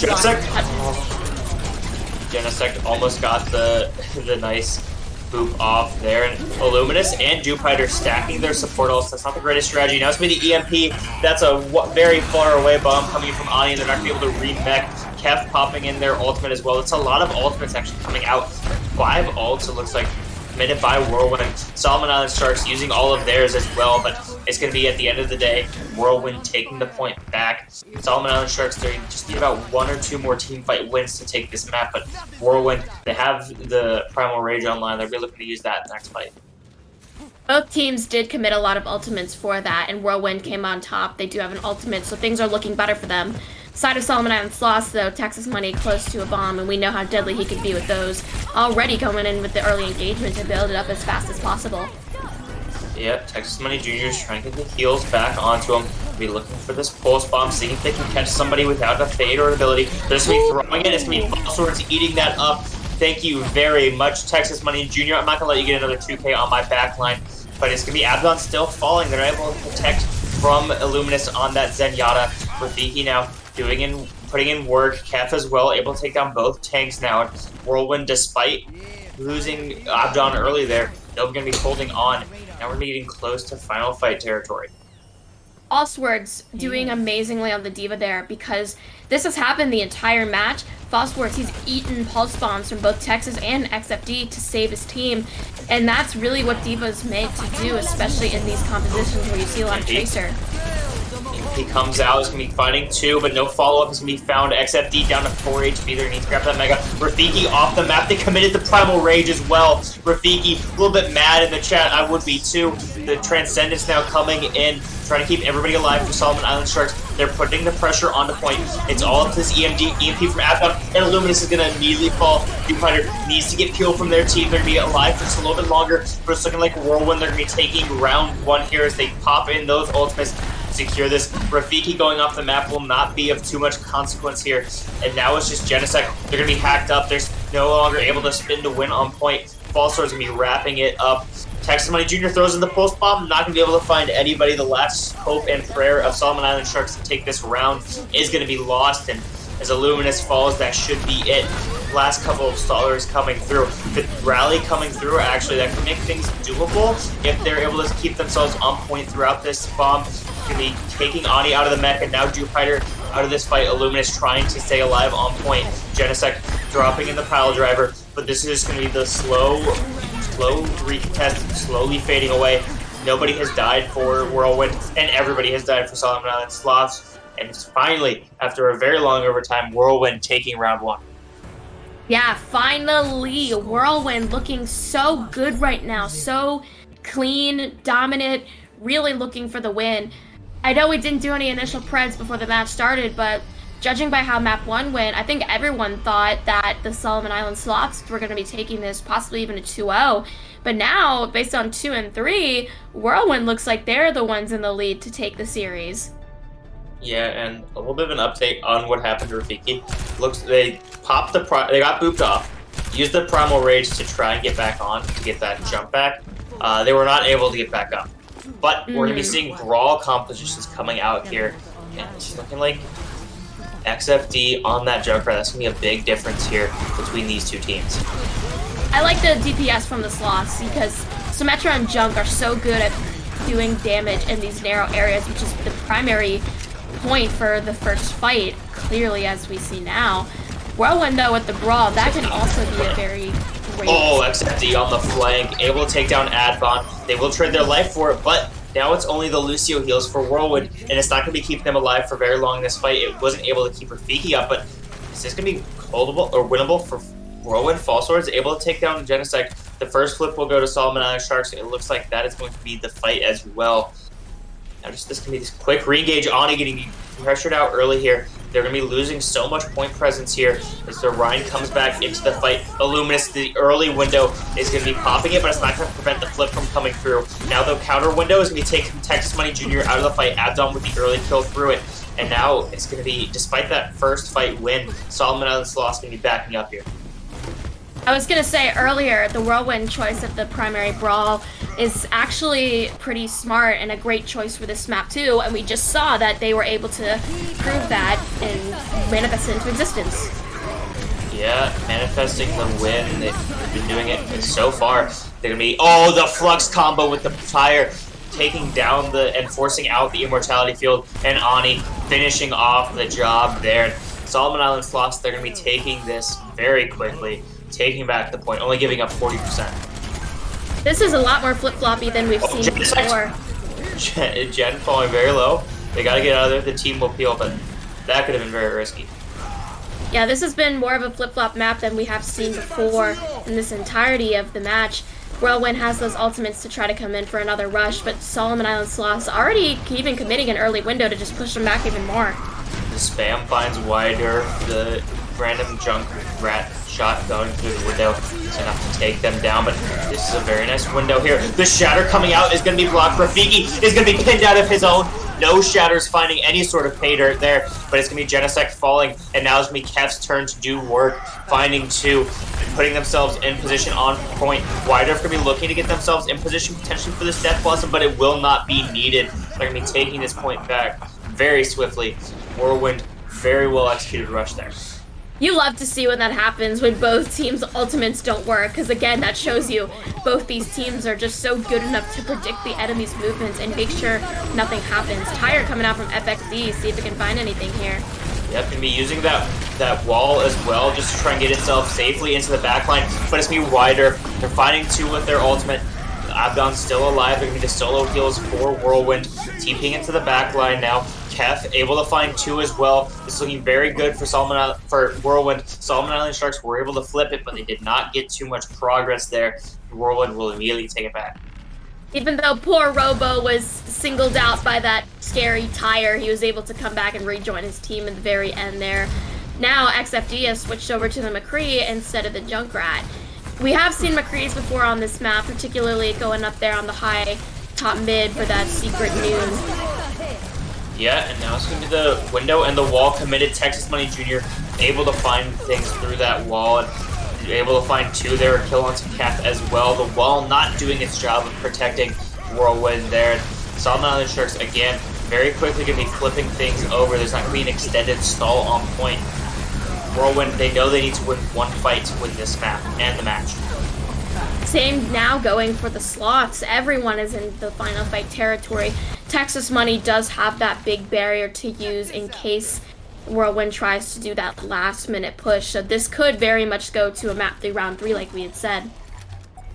Yep, teleport coming through from Kef, just trying to avoid all that spam damage coming through. The wall coming through now. Rafiki trying to find something to place his shatter on.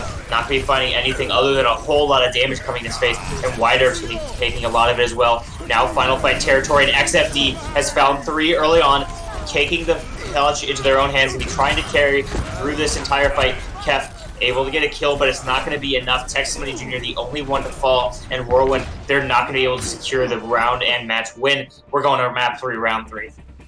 Oh boy, I'm at the edge of my seat right now. I honestly don't know who's going to win because I felt like it wasn't that Solomon Island Sloths, like in that last fight I'm talking about, played better. It was more of though they had the win condition because like I said, that big barrier just allowed them to do free damage because, you know, obviously Whirlwind can't break it and that would force them to essentially just go into enemy hands to even get past it. But as we normally have seen from Sloths, we would see the pharmacy coming in, or maybe it is going to be true. Yeah, I wouldn't be surprised if we saw it, but if you're Solomon Island Sloths, you might want to stick with more of the Symmetra. It was able to get you that win, but it's going to be Texas Money Jr. on the Echo. No Pharah, but the pocket will be present. No TPs either, so the 6-man rush coming through from Whirlwind. They're going to be trying to get and take control of this point very quickly. I am surprised to see a lack of Symmetra because she is popular on this map as well, going through that top window. But I guess we've got the Reaper and Echo as the fast characters, and so far it looks like Whirlwind is going to be the ones that have the most point presence. Yeah, and Genesect on this outskirts, just looking to see if they can get a roll through, pile drive, do some damage, and set up an engage for the team. But now they're going to be coming through. XFD and Genesect falling very low. Genesect will fall. XFD able to get back to the team, but it's going to give Whirlwind this early cap coming through, and now they're going to be getting that progress ticking up. And they're going to be able to get the late stall here on Ani. That's a very good hack. That stagger is going to help tremendously, but Texas Money already coming in, finding 2. Man, just as you thought it was going to go the way for Whirlwind, Texas decides to go on a rampage. Texas Money Jr. putting in the good work, able to find 2, looking for more. They're able to get the 3rd, the DMEC as well. Texas Money Jr. is taking this match into their own hands. They find 4 in the fight. Now potentially going for the 5th. Texas Money Jr. is on a tear right now. They get the nano, completely unnecessary. That was a little bit of a slight overcommitment, but regardless, Solomon Island Sloths are able to take point control, and that was really smooth for them because it's like Whirlwind got caught completely off guard there because they thought they were going to have a regroup, but Texas just comes in almost alone, but still opens the path. Yeah, and now it's going to be on Whirlwind to retake here. They have ultimates, they catch a Luminous somehow. They just loop around to the opponent's spawn, it looks like. Looping completely around the map, able to find a Luminous. Now they're going to be putting pressure onto the point. Texas Money Jr., they've copied over to that Sombra. They're going to be looking for the EMP, and they're looking to get it off of Fall Swords. They're going to be able to pop that in right now, going in, able to get six-man EMP with the pulse bomb from XFD. Off the back of it finds 2. Fall Swords trying to keep things going. The EMP coming out from Wydurf as well. Robo Killer dropping in the beat, just to try and keep the team alive throughout this. Illuminous putting in damage, able to take down Fall Swords. Wydurf now trying to avenge their fallen Diva. They're going to be able to get it with the help of the Robo Killer, and now it's going to be going over to the Mercy. Jupiter taken down.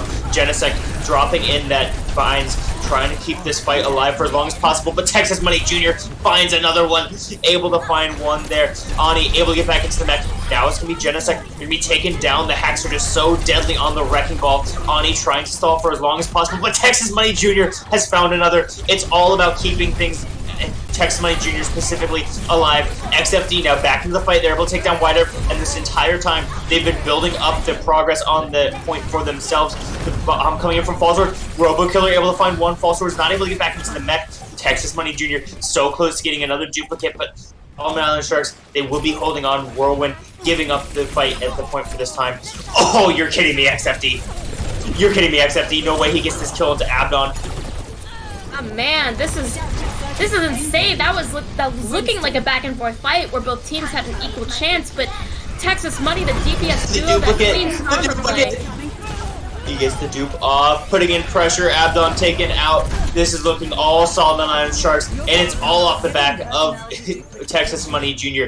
The hard carry coming through, able to get the map win and the game win for Solomon Island Sharks. There's no way that the Texas Money Jr. is smurfing. I don't care if this is A-League, he's smurfing.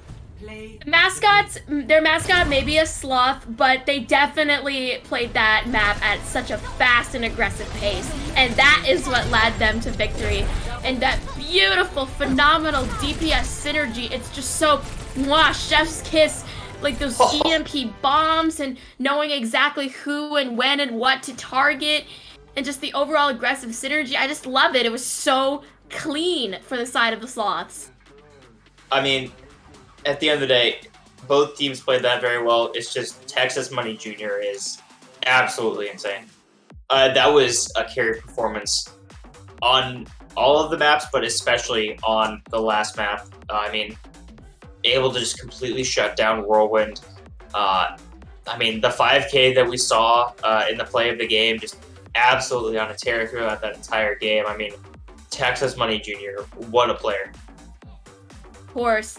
I do want to highlight Whirlwind's efforts, though, because they did make this a very close match. Of course, look at the score. It's not a 2-0, it's a 2-1. And we haven't seen a lot of 2-1s at all, really, in BPL, albeit it only is week 2. So even though Whirlwind is now 1-1, definitely they will still be one of the better teams in the series. Even if they do go into, like, the losing zone, I still think they definitely will show themselves in the future as a very good contender. Yeah, and I don't want to be putting in my MVP predictions too early, but if Solomon Island Sharks continue winning, we might have an early MVP candidate in Texas Money Jr. I know it's only week 2, but I think that if Texas Money Jr. keeps on playing like this, they'll definitely be a front runner at least for MVP. This might shock you, but I actually think that it should go to XFD. I think XFD did a lot there. I think a little slightly bit more than Texas Money, because on that Tracer, we saw so many great pulse kills. And, like, for example, Dorado, he was really like the shining star there, I would say, for the Sloths.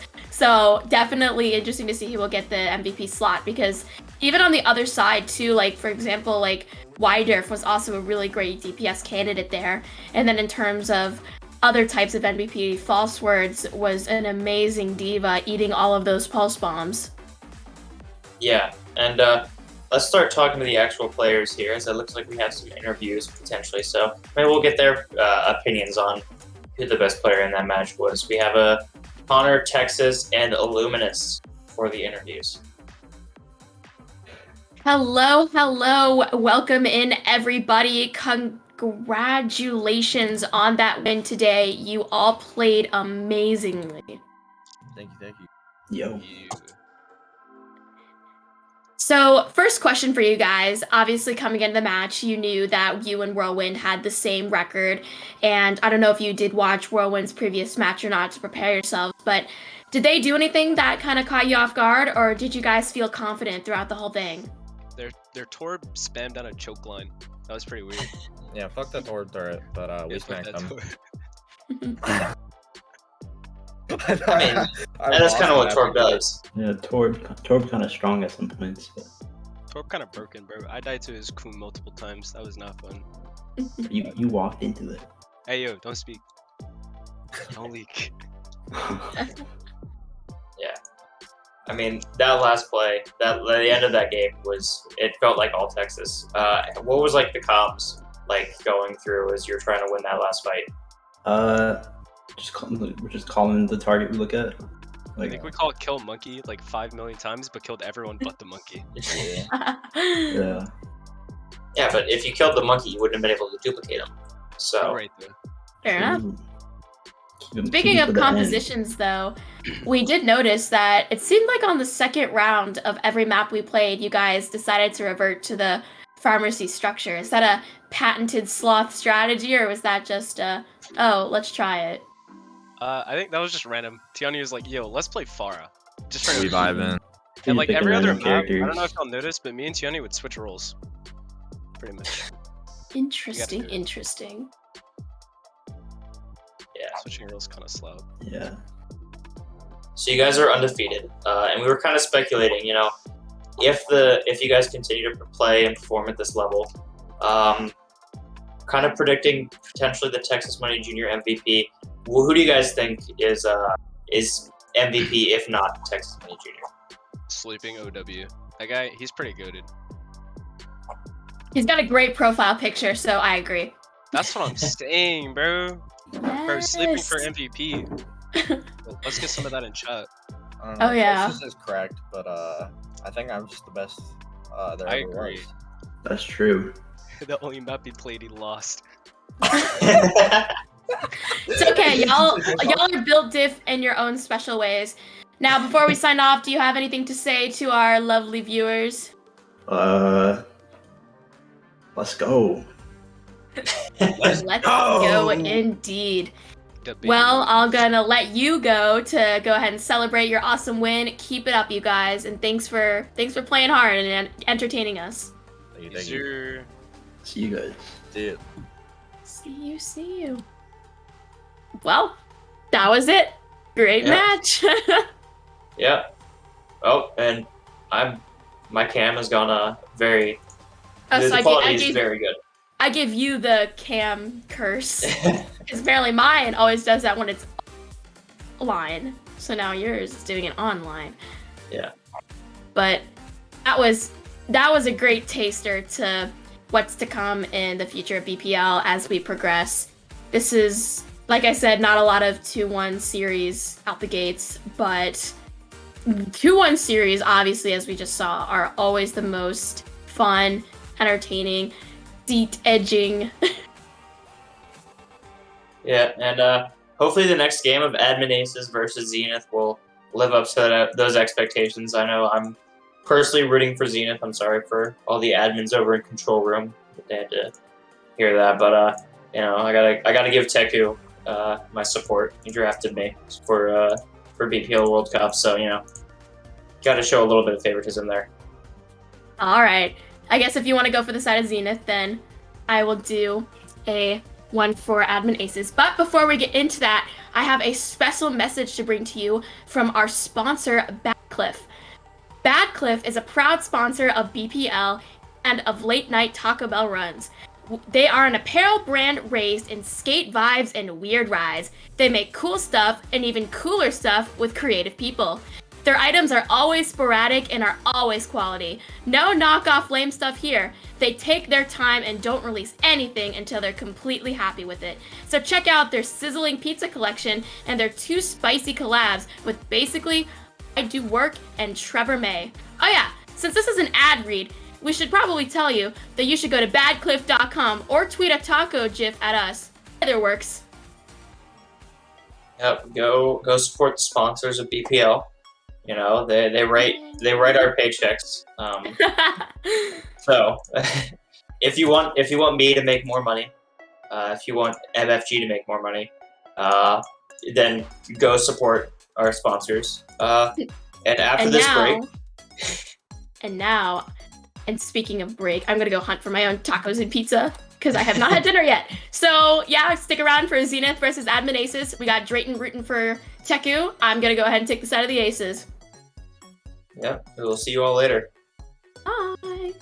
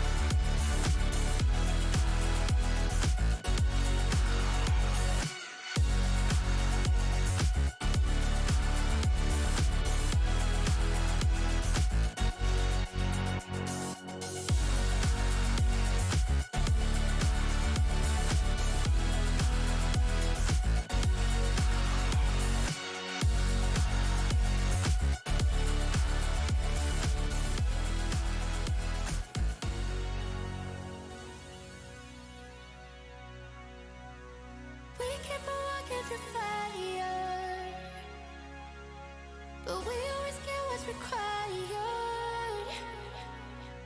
So many things we desire,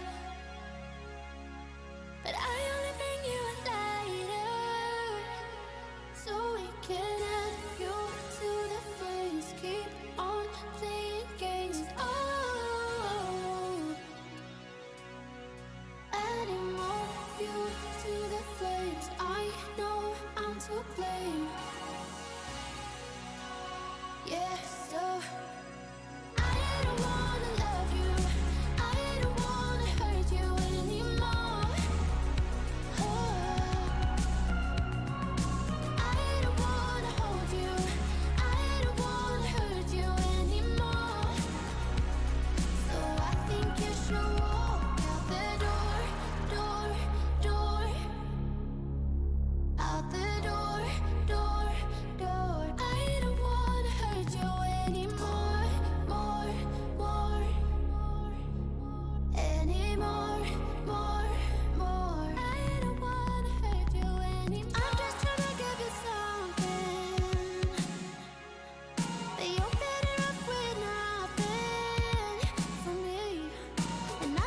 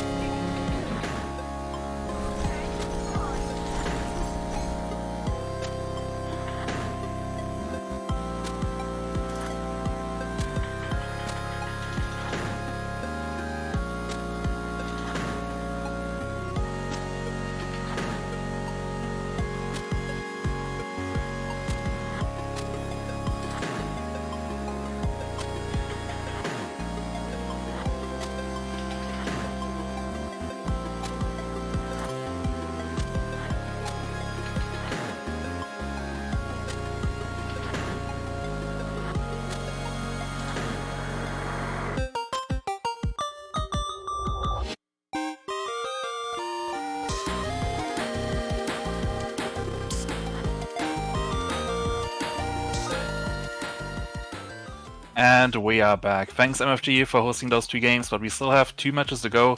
My name's Jimmy, and joining me for this next one is Hot Dog and Blank. How you two doing? Doing alright, man. About yourself? Good, good. It's pretty late here, but you know, I'm still up because I'm excited for these 2 games that we have coming up next. Next up, it's going to be Zenith taking on Admin Aces. 2 teams that have both gone 0-1, of course. That's why they're meeting up here in week 2. But I feel like they had 2 different stories coming into this week. Because on one side we had Admin Aces who, you know, I would kind of say that first match maybe didn't happen because they were missing their 2 best players with Dean and Coconut, so they were just kind of trolling around, you know. So I feel like this is kind of like their first true showing tonight, so we can actually see what this team is capable of. And then on the other side we have Zenith, who, you know, they had their full roster last week against Beatrop Bears, and they looked a bit rough for that first match. So the hopes are that they can hopefully turn this around. Hot Dog, who do you think is your favorite on this match? I mean, they're both going to be good teams with really powerful rosters. I mean, like you're saying, you have Dean, you got Coconut on the Admin Aces. Signet is also just a fun Reinhardt player to watch. But at the same time, you know, you have Takugen on the other team, you know. A bunch of really good names. Also some new ones, too. I don't remember seeing Aurora play too much. It'll be interesting to kind of see some of those other elements come into play. But I feel like Zenith. I feel like my money's on Zenith on this one, to be honest. Yeah. We are a little behind in schedule here, so we're actually just going to head straight into the action. So I'm going to give it over to your casters, and I'll be back after the match with some interviews. So take it away. Beautiful. Jimmy. Oh, let's rock and roll. I like this. They're immediately. I immediately have fun close hold. That's always fun to see.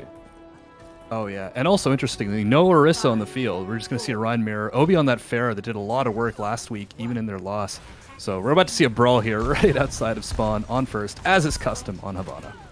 Yeah, Obi quickly gets some damage taken here, but Kuhn is quickly healing him back up, and now it's just trying to make sure that they don't get this close hold kind of put in. And Takugen is now the only main tank on the field, so Zenith immediately is able to theoretically get some good distance here, some good holding there. But it looks like immediately the other main tank falls, and they're just gonna slowly kind of push the point into the first point here for Admin Aces.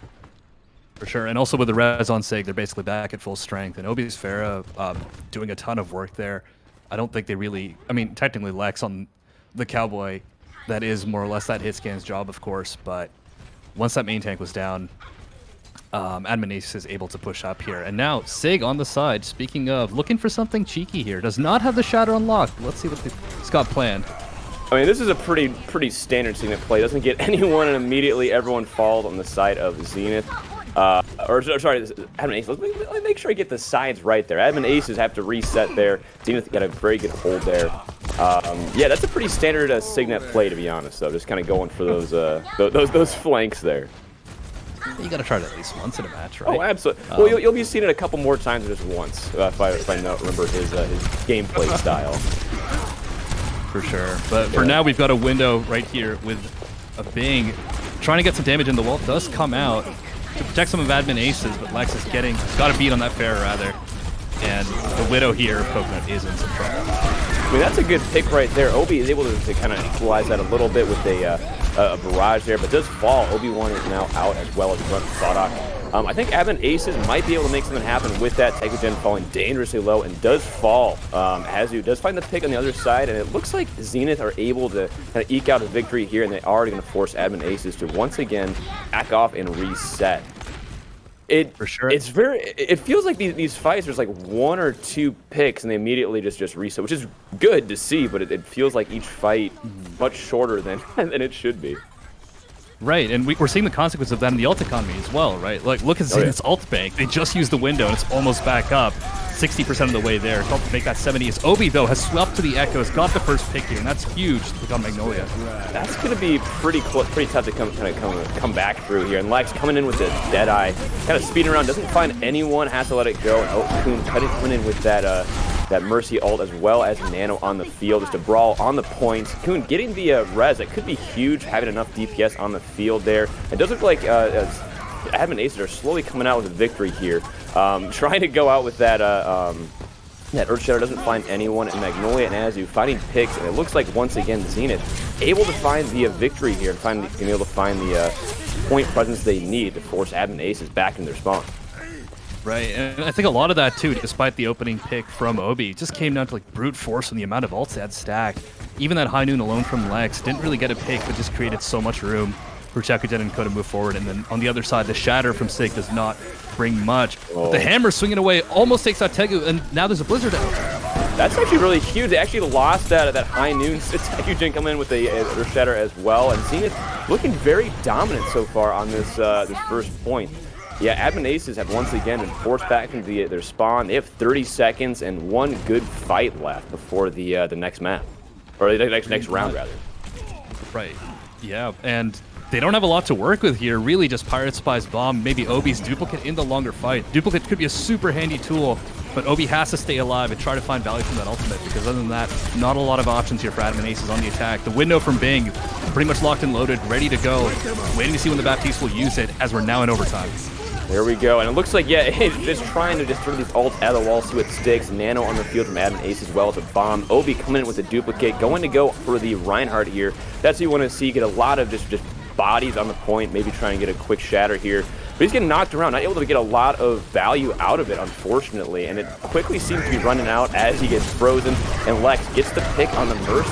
This could be kind of just bad news in a lot of ways for Admin Aces, and yet, as I say that, the rest of the team falls.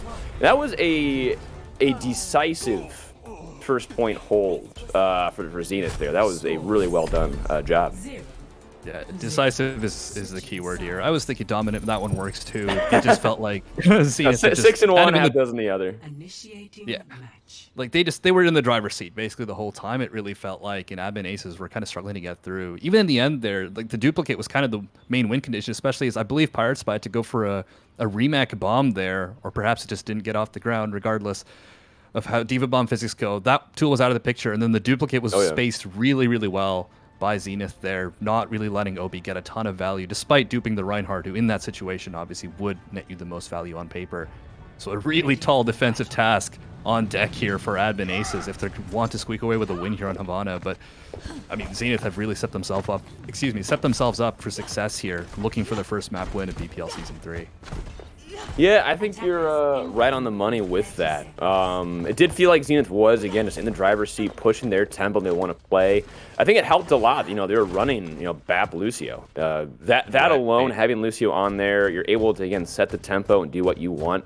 Admin Aces, I mean, they're going to go for a close hold here, it looks like. I don't know how good that's going to be with their healer comp, but, I mean, hey...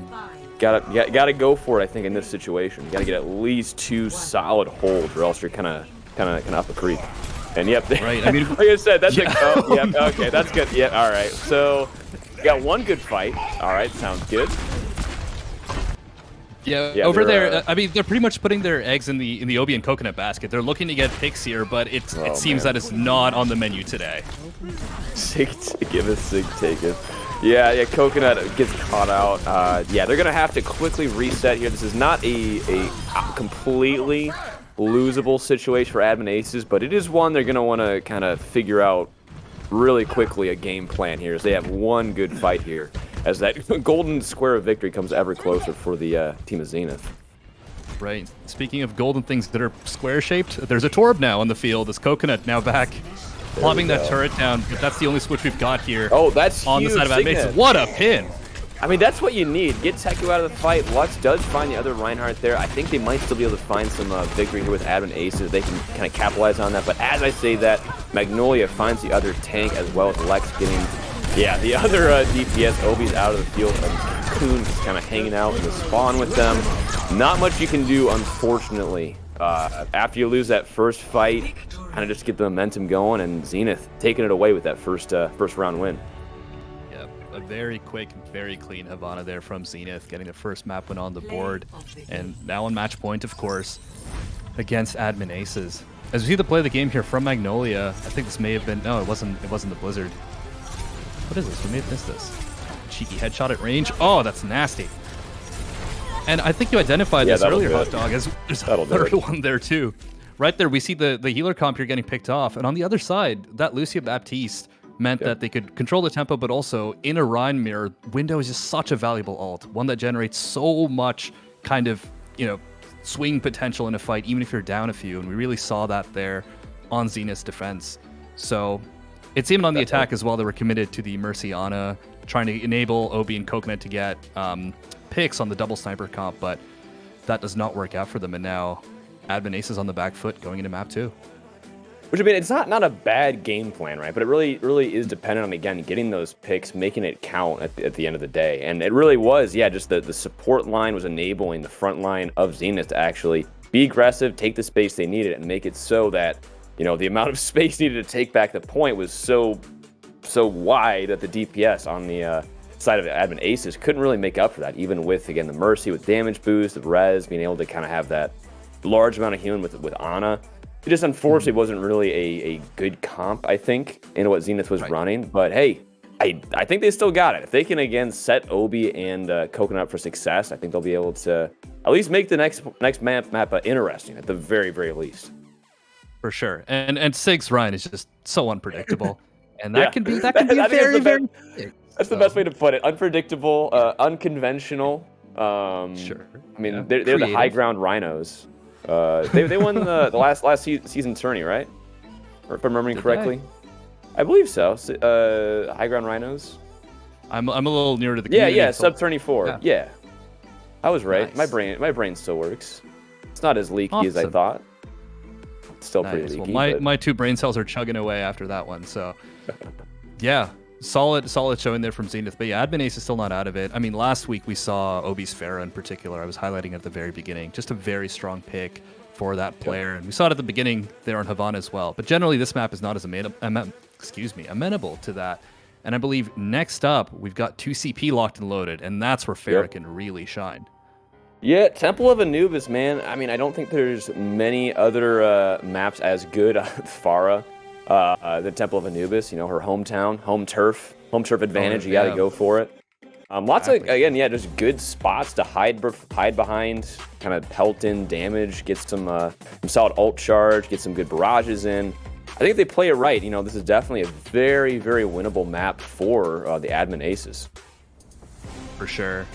But we'll have to see what comp they do opt to roll out with. And after all that pontificating about the Pharah pick, Obi is on the Genji for now. Then again, wait, hold that thought. They're on attack. Okay, I was excited. My boy Obi do be grinding, but I don't know if I've seen him grind the Genji quite as much as other characters. But I would be interested to see what he got in store. For sure. Right now they're teasing a Ryan Winston comp. We'll see if that comes to fruition when the spawn door opens. But on the other side, a pretty classic poke, Orisa Diva poke setup. With the Torb, with the Ashe, not unlike what we see from teams like the Atlanta Rain up at the Owl level. Just a comp just designed to sit here and rain so much damage, you can't even sniff the edge of point A. So here we are. The Ryan Winston is on deck here, Hot Dog. We're seeing it. The double main tank comp and the attack Torb. I mean, I like it. I mean, it's going to be a little bit tough, I think, keeping Pirate Spy up kind of with this comp, not having... I think at this point, I honestly would maybe have the... on someone like that, but Bonesaw gets a quick pick on Obi, so maybe they'll have a little bit of an opportunity to maybe retool things. Probably not. Quick res on there, able to get picked off by Magnolia. Not what you want to have happen, and now they definitely will have to reset here. Obi just trying to duel it out with Bonesaw a bit, backs off, and here is a quick fight for you. Oh, Signet getting some good... Some good damage on the point there. Almost gets a tick, actually. Almost had a tick. Oh my god. Unconventional at its finest. the Rhine back cap. I didn't even know what to say. I'm like, what is this? Signet is just he's retooling the game, which I do appreciate. Yeah, I'm learning more about Overwatch with every second of gameplay here. I love it. He's remaking the game. And here's another just slow fight. Like you're saying again, that poke comp is making it tough for the Admin Aces to really walk in and just getting immediately put down. Ding Dong able to find Obi there. And it seems like this might need to be another reset point for Admin Aces as Azu gets Signet. This is, again, another reset point for Admin Aces having to just figure out the game plan. Like, how do they break into this first point? Right, and you mentioned this earlier, but kind of what does Pirate Spy's Winston, what's the goal of that pick in this composition? if you're going to go around the far side, you're not going to commit to a hard dive up on this high ground here, especially not with the healer picks that they have here. And most of the Mercy can perhaps accompany you for the 2 seconds before she kind of gets shredded. So I'm not really sure what the game plan here is. Maybe they've got something up their sleeve that I don't know about, but right now there's a window in their faces, so...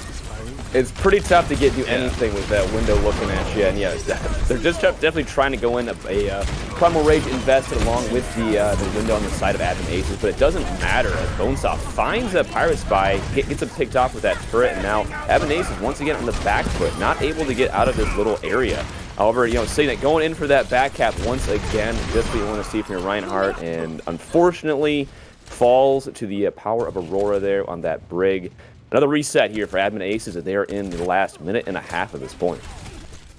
Pretty much, yeah. They don't really have... I mean, with the couple comp swaps they've had here, with Pirate Spy now on the D.Va, Obi on the Hanzo, they really don't have a ton of ults to work with here. Perhaps save the Valkyrie. Bonesaw with a cheeky turret spot here. So close, yet so far. It does get some, again, damage on there. Coconut forced to walk in on this high ground. Signet falls dangerously low, immediately falls. Magnolia and Tekujin wearing him down there, actually, Azzy rather. And yeah, Magnolia again finding the picks on the other side. More picks. Man, it is just a bit of a massacre. I think that's probably an accurate statement on the side of Zenith here. Coconut is cheeky. Okay. He's just hanging out. If they're not going to back cap a tick with Signet, they might be able to do it with Coconut, perhaps? Is that the plan? Was he on Kree this whole time? He has been on the Cowboy, yeah. Yeah, the Cowboy seems to be having a bit of a Cowboy Deadeye, a bit of a Coconut Deadeye. But what are you going to do? 60% away from that Deadeye, though, and there's 20 seconds left on the clock. Kun is down to Bonesaw's Torb. Magnolia's got the Bob on lock. This is looking done and dusted for Admin Aces unless they can pull out a miraculous attack here. Yeah, Cowboy immediately falls. Magnolia gets that pick, and then they're definitely trying to walk in here. Signet might be able to get some presence on the point. With Earthshatter invested, able to maybe put someone down, not really. And again, it is just a sea of just Zenith in the kill fleet, unfortunately. And yeah, that's a first point hold. That was a that happened. That was a situation of Overwatch. Of all the first point holds I've ever seen, that was definitely one of them. that was among the list of full holds that I've seen. For sure, especially of the ones I've seen on Anubis. Definitely one of the full holds. I mean, it is draw Anubis. You know, again, obviously, bit of a uphill battle. I think anyone watching can definitely kind of agree with that. But I would say, again, not completely unwinnable. You know, Admin Aces can get this full hold as they just got full held. If they really lock it in, get a good game plan together, I think it's still winnable, or at least drawable for them. For sure. And we saw at the very end there, although they ended up losing the fight, they did take that high ground away with the same comp they're running pretty much the entire time, save for a couple of musical chairs and the DPS side of things. So... yeah, I think there is a bit of a game plan here. Just Zenith's sort of turtle, bunker, whatever you want to call it. That comp is just working really well. Of course, on the attack, you're a bit less liable to run that. So instead, they're teasing a Bastion right now. But Admin Aces, they've got the Junkrat and the Pharaoh on lock. So if we're talking about huge poke damage at range, Admin Aces have got that in the tank. And we're seeing a Baptiste as well here from Lyrule. So pretty decent defensive look here. I'm not sure what the plan is with this Bastion or if it'll be a last-minute swap. Oh wait, there's a Sim. I understand. I'm enjoying this. This reminds me of like the King's Row, you know, attack strat. You sometimes get them up on that top rope. Yeah. We'll see what they do here. I think they got to couple them somewhere. Bonesaw just kind of under a lot of pressure. See, it does get Magnolia. So if they did have a plan to kind of teleport him around, not really able to do that until next fight. Oh yeah, they're just gonna kind of reset. 30 seconds off the clock here as Tekujin gets a bit stranded, and yeah, there we go. That's actually, I'll be honest, that's not a bad start here for Admin Aces. I mean, that's basically a minute down off the clock. Now they just got to keep this ball rolling here and don't let the Bastion get set up and get value out of that pick. For sure, I think it's a great start. Not just as they've got a minute off the clock, but they've also got they've got the tire coming up, and also that pick on Magnolia at the very beginning is probably the best possible pin that Signet could have gotten. And they're pretty much off the strat already. Bonesaw's now on the legs, Magnolia on the Cowboy. So keep an eye out for this tire from Obi. We'll see if it can do any serious damage here. It's now 2 minutes and 50 seconds on the clock. Yeah, walking in here, Obi does get Magnolia, and that. I'll be honest, that should be another reset here on the side of Zenith. Not a ton you can do with only 1 DPS. 2.5 minutes on the clock, and Coconut putting pressure on the Baptiste. Lamp already invested, and Signet gets the bone saw on the side of Zenith. And while Azu is able to find Kun and does kind of equalize it a little bit with that support pickoff, they are able to kind of just force Zenith back into spawn, having to reset. Not having that heals does make it very difficult. But even looking at these ult banks, I mean, Admin Aces, I feel like has a few more tools in their back pocket than Zenith does. A couple tank ults compared to what just Admin Aces have with all the DPS and tank ults and support ults are coming on too. This could be a very tough fight for them. Signet. Just dueling the BAP in the back, gets the pick off. Okay. Oh my god. Okay. Oh my Yep, god. all right. That's a Signet gaming moment if I've ever seen one. Teku does get one, but Coconut invested a barrage, and that's another fight here. It is actually 2 minutes off the clock. Zenith is looking very solid here. Bonesaw trying to do the Signet strat, get a good back cap there. Doesn't unfortunately really pan out. And yeah, it is looking very drawable here for Admin Aces. For sure, just 1 minute 30 left on the clock there. And there was a very slim window as Zenith attacked there with Kun still returning from spawn. But early picks still go the way of Admin Aces. And of course, that flank play from Signet Gaming. Great stuff. I literally, I was watching it. I didn't know what was going on. I was watching. I wasn't sure like what was actually happening there. And as you actually found too, that's actually going to be the point there. There's not going to be a whole lot anyone can do on the side of Admin Aces. That's 3 picks, 4 picks, 5 picks. Make it an even half dozen here once Kun's Kun falls, and that's the map. Zenith 2-0 on the side of Temple of Anubis, taking it away from Admin Aces. Yeah, but a very respectable defense from the side of Admin Aces. It took a 2K bomb to break through from that. Yeah, that was a ton of fun to watch. But at the end, as soon as that bomb goes off, Signet just says in chat, GG. Once you've lost 2 picks, the rest of the attacking team is basically all set to go. Yeah, I mean, it's really tough to come back from that. But that was basically 3 picks. Yeah, they got the DMAC too. I didn't even notice. Yeah, just too. Putting pressure on Obi, or Coconut, making it so they can't actually do anything with that Pharah. I mean, they did a great job. That was what, like 2.5, 3 minutes of time off the clock? I mean, that's for sure.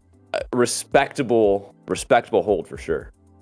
Yeah, and I mean, you're just defending a single tick, which is pretty nerve-wracking as well. And we were highlighting, or rather I was talking about Obi's Fair from last week. This time Coconut really delivered the goods. But ultimately, Zenith able to break through there at the end, Azu with the excellent Diva plays, and of course the rest of the team following up on that. So, solid defensive hold, but it had to break eventually, or at least so said Zenith, and they were able to pull that off. So, all things considered, a mostly fairly clean 2-0 from Zenith here, as they now have a win on the board. Admin Aces dropped down to 0-2, I believe. It was again, I think, a well done match overall. I think Admin Aces, they did what they could with what they had. I think that's a good keyword, yeah, because I did notice that Dean was missing again from this team today, like their highest rated player, their most expensive player from the draft. So that's rough. That's another week from Admin Aces not being able to field their optimal roster or like their best lineup. They're making storylines, Jimmy. They're developing the storylines. I was gonna say they're having fun. It looks like they're having fun. At the end of the day, I guess that's what counts. So maybe next week we can see them at their full potential. But Zenith, they did have a statement victory here, and they showed people that they shouldn't sleep on them. So I think that's pretty good for them heading into week 3. I do believe we have a couple of people here from Zenith to talk to, and actually I see the manager from Admin Aces here, Bad Pat Jamari. I don't know if he wants to talk to us. I guess let's talk to him first. What's up, BP? Yo. Hey, BP. How you feeling after that? How you feeling that? Turns out playing infected Overwatch Workshop game mode is not ample enough scrimming experience. That's fair, I think. I think that's a fair statement. But it did good. I mean, again, that hold on Anubis, I mean, that looked promising. It definitely helped somewhat, I think. Yeah. I mean, everyone knows here we're here to troll, we're here to have fun. We sometimes scrim, sometimes we don't. We have made teams rage quit. We have done a bunch of stuff. I've heard about that, yeah. Let's not talk about it anymore, but yes. Just, having fun with it. Living life, having fun with it. That's all you can really ask for. We had fun today. That's all that matters. I'm glad that you had fun. Yeah. Because we had fun too. Nice. Yeah. Look at that. Tell me about the fun. Tell me about the fun you had, Azzy. Tell me about that. I enjoyed the match. It was quite fun for me. I was peer pressured into letting Bonesaw play Bastion. That's Bonesaw on Bonesaw was like, "Can I please go Bastion?" Yeah. And Azu was like, "No, hands down, no." And I was like, I "Oh, was but peer pressured by Techie Gem. This is not very fun. I'm being bullied. Please delete this team. Noted. I'm getting an admin in here now to address Bone that. Saustian will you about that. return. Whether Azu likes it or not, it will be back eventually. We'll figure out a way to make it work one day, Bonesaw. Now, Teku, I was gonna ask Captain of Zenith here. After your loss last week, how was your last week of scrims looking like? Like, did you make any adjustments as a team? Did you do any WOD reviews? Like, how did you prepare for this match tonight?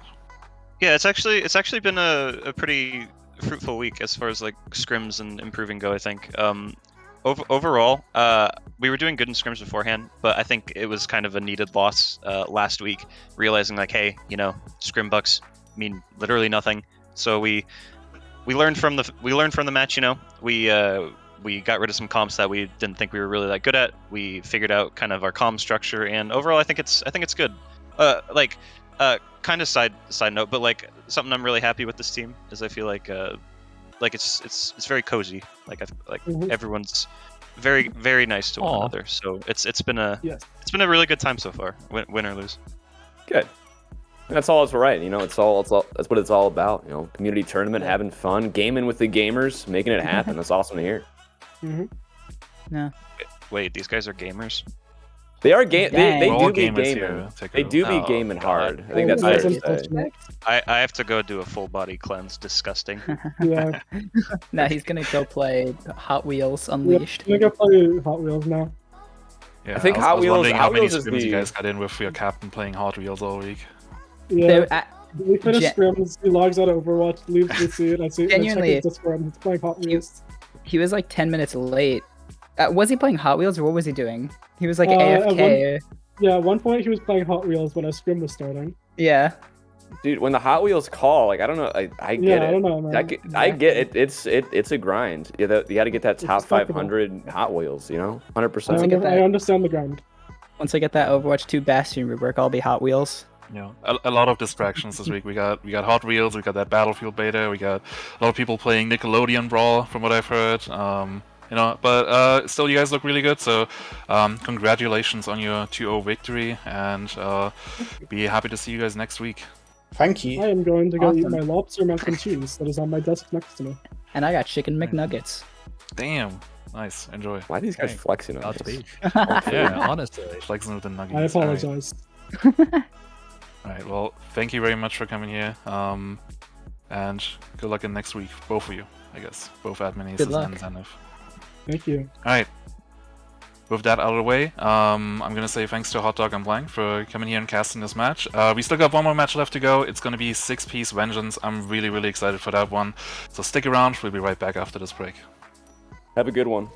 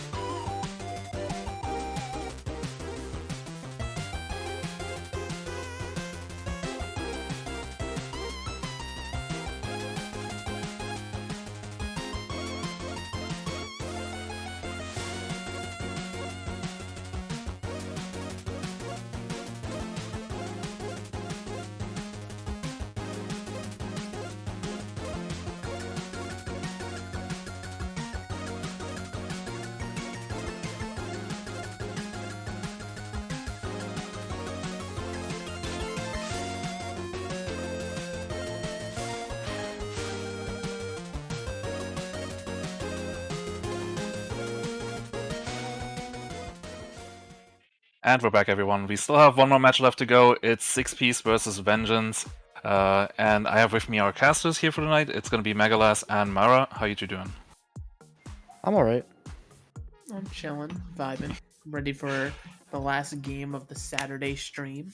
Yeah. And, you know, no disrespect to the two teams we just saw, but I think this is going to be hopefully a more closer and better match as in terms of quality. Because I think both these teams really, really want to win this next one.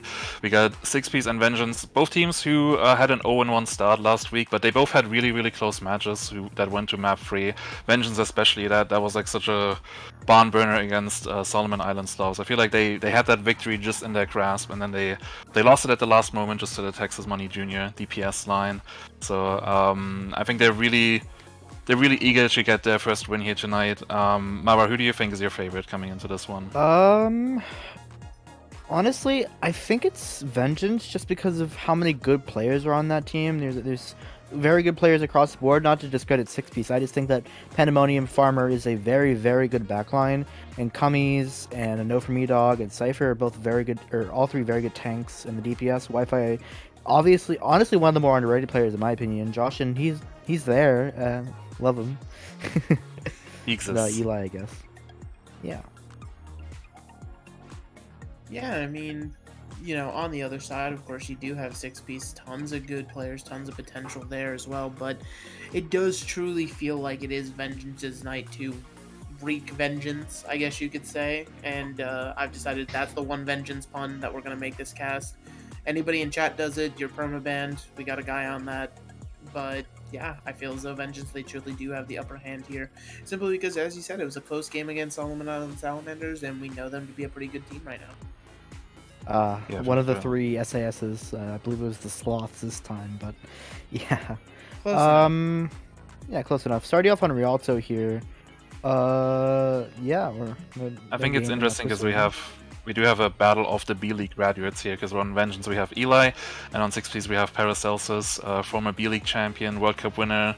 So I guess this will be determining who's the better, B-League player coming into A-League. I know that Eli, he has kind of come into this team, Vengeance, with like a specific role, and that is to play Sombra, and he's been doing a good job with that last week. So I'll be interesting to see if they play him again on that hero, and what he's gonna be able to do.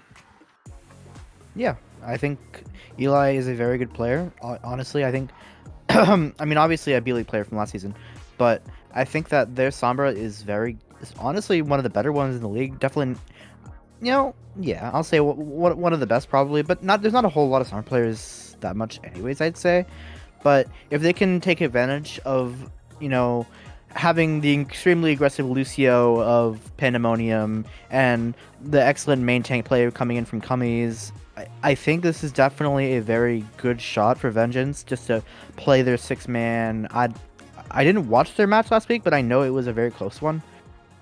So honestly, anything could happen. I mean, yeah, definitely, and I feel as though Sombra play is going to be the name of the game, especially with Eli. You know, I got the pleasure to play alongside him on Surge Academy last year, and truly, it's just kind of, there's a lot of stuff that goes with Sombra. Obviously, the mechanics of knowing when to hack, but it's really a hero that requires team follow-up and team coordination all around. So hopefully Vengeance can bring that today to the highest level, because if not, then you're pretty much just wasting a hero slot. And we're seeing here, obviously, you know, not both teams are locked in, just our defenders for right now. Looking at a little bit of legs Sombra action to start off on Rialto.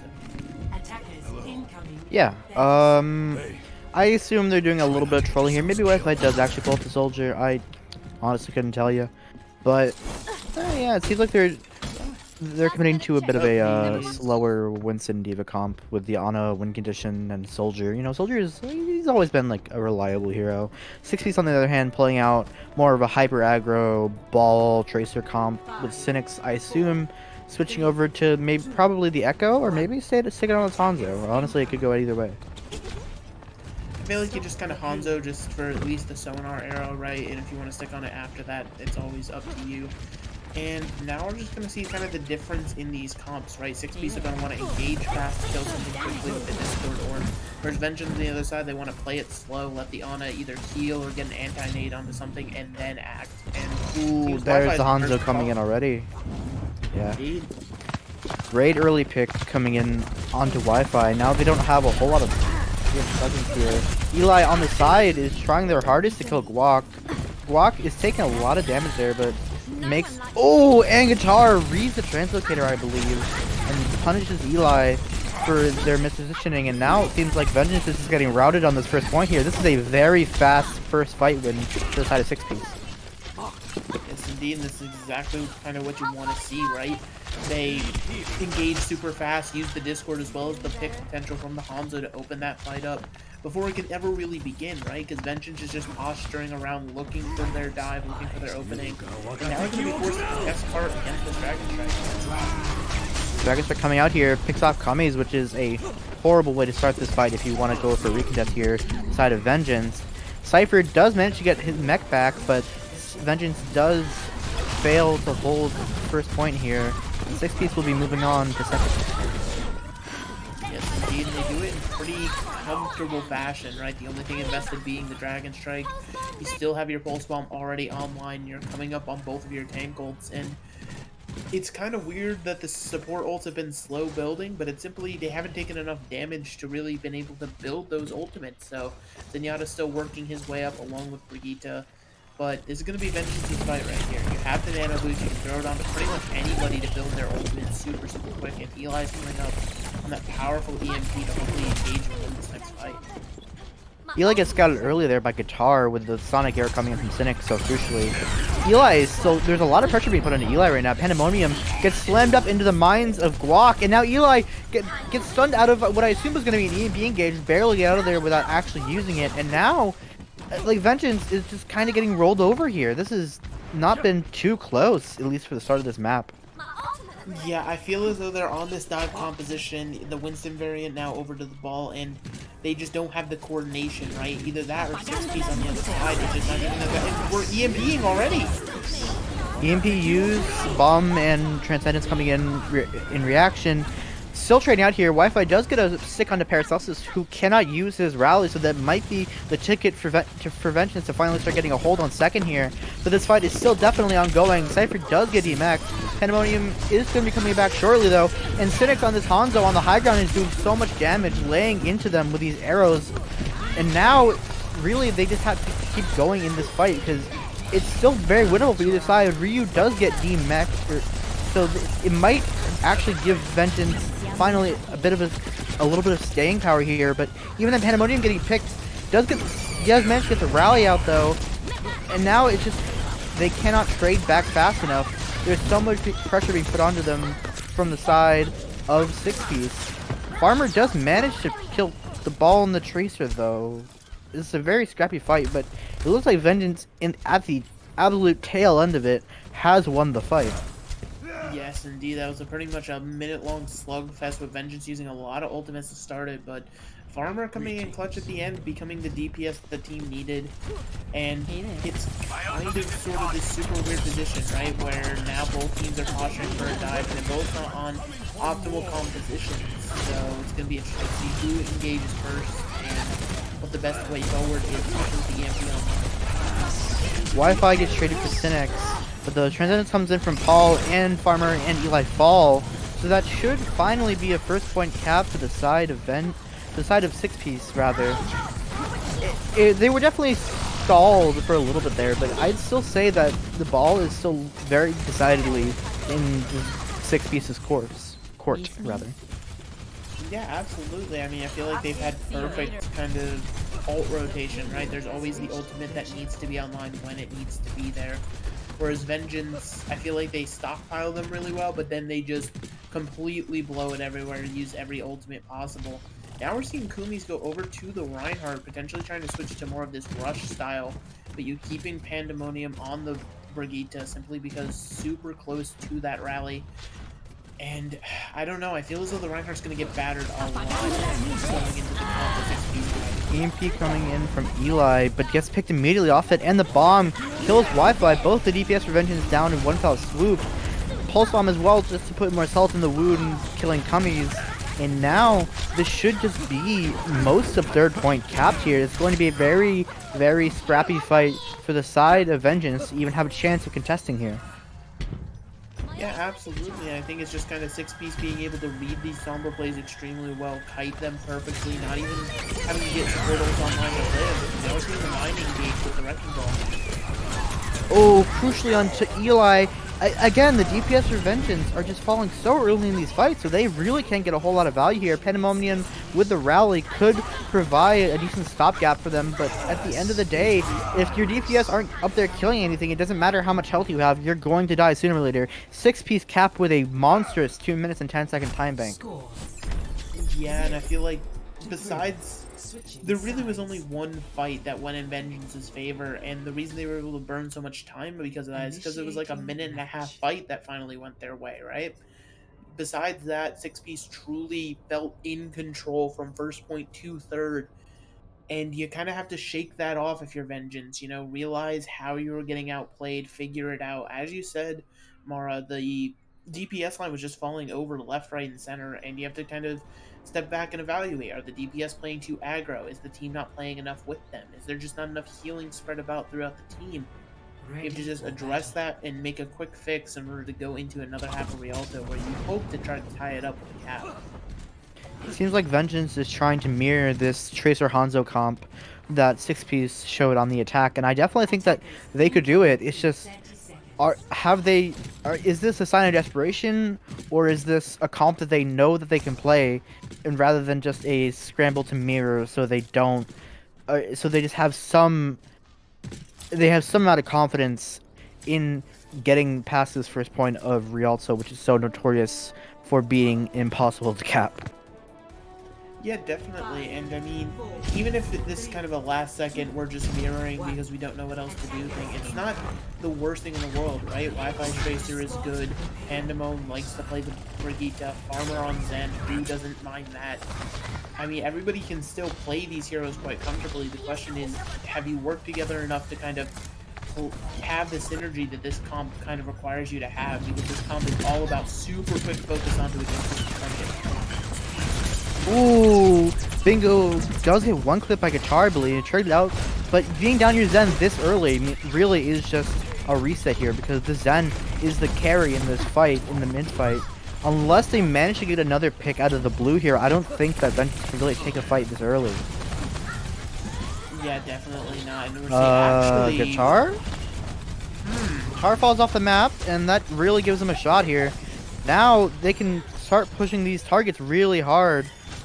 Paul is pretty far back as well, but picks from 6-piece are finally coming back in return, and this should be a scrappy fight, but one in 6-piece's favor just because of spawns.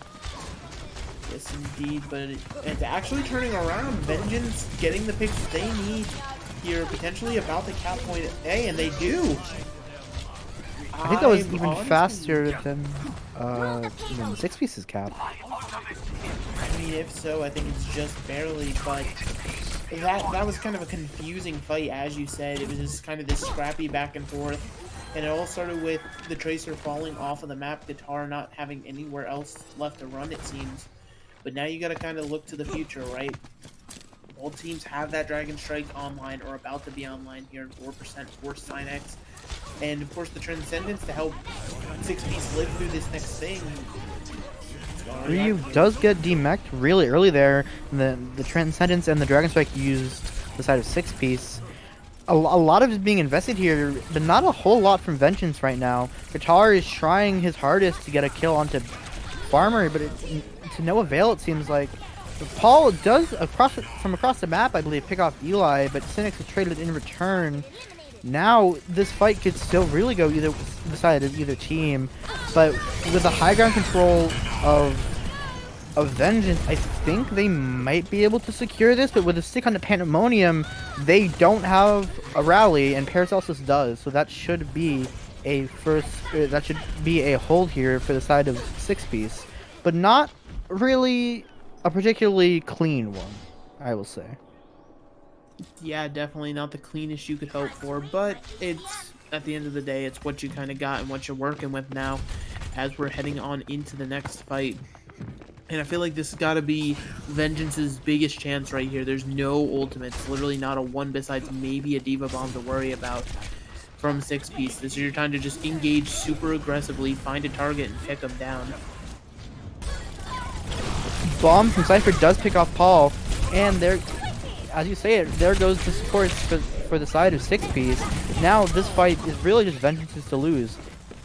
And Farmer does get picked from across the map from Cynex on the Hanzo, but doesn't seem like it's going to be enough. Cynex on the flank, trying his hardest to get something done here, but it doesn't seem like it just seems all for naught, unless Paracelsus on this Brigida can stall for long enough for Paul to come back with a Transcendence, which is exactly what happens. And now 6-piece is in a very good position to barely hold this fight at the end of second. Dragonstrike coming in here from Eli, Bomb in return from Ryu. The card is getting ever closer. Farmer coming in with the Transcendence, and the mines as well used for Cummies. Eli picking up 2, and this should be a cap for Vengeance. Yes, indeed, and it's capped off the back some heroic plays, especially from the minefield, as well as just kind of the raw damage that a Hanzo can output. And now we're actually seeing swaps. It looks like Vengeance wants to go back to that rush comp that they were trying to play on third point before, and we're seeing Pandemon just slowly push up the cart, not having to worry about a thing in the world as a Brig. Meanwhile, 6-piece on the other side, looking to try to posture and set up for potentially a good Pulse Bomb here, or maybe even the Dragon Strike coming out from the center. Wi-Fi going for the Pulse Bomb does not connect, not on the floor either. Now, the rally comes in from Pandemonium. I think Wi-Fi just gets dinged by Cynex's Hanzo, but both Tracers are out of the fight here for both teams. But with Cummies kind of just walking at them, I don't know how much they can really do against this. Especially with walking and pinned against the wall, taking so much damage, getting melted. The Pandemonium is traded out in return, and now I don't really think it's a fight that Vengeance can win being down their Brig that early into the fight. They just have to disengage. Yes, indeed. The question is, are they going to be able to at least stay here or get out clean? But it seems like Cummy just wants to go right in, still holding W despite not having the Brig there. Cummies is definitely trying their hardest here. Window coming in from Farmer momentarily here, assuming with the Fire Strike. Dragon coming in from Eli under the cart just to zone them off it, dealing a lot of damage, like a lot of ticks on that Dragon. And now they're actually starting to get a bit of a foothold here onto third. Cummies is getting ever so closer to that Shatter, and if they can get that off, that's likely to stun the entire team. But the Dragon Strike, in combination with Ryu's Diva damage, finishes off Cummies, and Wi-Fi is just a cherry on top of that point. Vengeance is forced to disengage. Yes, indeed, and now you kind of have to start worrying a little bit of your Vengeance, right? Your attack is starting to be cut short. Sure, you get the late pick onto the Tracer, but it is a Tracer at the end of the day, going to come back super, super quick. And again, you're kind of left wondering, what does Vengeance want to do? This Earth Shatter could be massive. There's no technical way to block it besides line of sighting it. But I feel as though 6-piece is going to be prepared for this. It's going to be playing split. It's going to be hard to get value from this Earth Shatter. Lines coming in here from Guac momentarily, I assume. Wi-Fi flashes and headshots the Tracer of Guitar, and now Cummies can kind of just walk in for free here. Get a massive Shatter. Both of the supports down on the floor for 6-piece, and now Vengeance is finally looking like they have a confident fight win here. Bomb is used to clear the mines, and this should be a third-point cap here. Just not as good of a time bank as you would hopefully want, especially with how good 6-piece did, and just boinked off the cart by the hammer of Cummies. I mean, granted, it's not the time bank the 6-piece have, but it's not exactly a slouch either. You have in a minute 20 to the 2:10, essentially just reversing the 1 and the 2 there. And especially with escort maps, I mean, that's really just kind of one more fight for 6-piece, so it's not too bad in terms of the overall time bank. The question is, how do these teams want to push far, and how fast can they push, right? Because once you're in that overtime, that wick can start burning super quickly. Do we see anybody attempt a pirate ship? If you're going to attempt a pirate ship, do you have to read that as the defender and try to counter it before it can even start? Or do you just kind of hope and everything goes your way? And from what we're seeing from 6-piece, it seems like they're trying to get ready for a little bit of everything with the pharmacy coming out. I assume they're trying to anticipate the rush comp coming in from Vengeance here, which definitely makes sense. They pulled it out very fast on that third point. but they have not really been showing it on this map other than that third point. So I don't know if this is a great read necessarily. Obviously, we as casters can see, oh yeah, they're not playing Rush, but I still definitely think that it could work here. Pharah is just a pretty good hero right now, and if Cynics can do enough to just put a lot of pressure onto the backline where they can't efficiently move up without taking a whole lot of spam, then it could still definitely work out, just not the way that I assume they intended. Absolutely, and we're gonna just have to see how it works, right? So it's all gonna come down to this positioning and such, and we saw Eli take an arrow there, but still A-okay, alive and well, and it's, I guess, gonna fall to Cypher to make sure this Pharah does not get that much value, but you can already see Synex, I mean, get too many damage boosted rockets in there, and this barrage will be online before you know it, and with only a minute on the time bank, the barrage is all you need. Honestly, it's not even Cypher, it's Farmer. Farmer has incredible aim on Ana. Farmer is absolutely terrifying to play against as any flyer hero, and he's already done quite a bit of damage to Cynics in the air, but with Kami's falling that early in the fight, they just have to get out. But with Cynics falling to what I can only assume is a random headshot, Eli picking up 2, the Pharah Mercy is completely gone. Neither of the players we mentioned just completely decimates the Pharah, and now this is looking like a pretty decent shot here that they can at least cap maybe almost all of first, because Rialto is Rialto and sometimes you just get defender spawned. And even worse, we see Synex being forced to give up the Pharah, going over to the Hanzo now. And I feel as though that's kind of the pressure you were pointing out from Farmer, and now we're seeing the dive onto the Zenyatta. Ooh, they do manage to cap first there, which is very good. Cypher as well picking up Guitar late in that fight.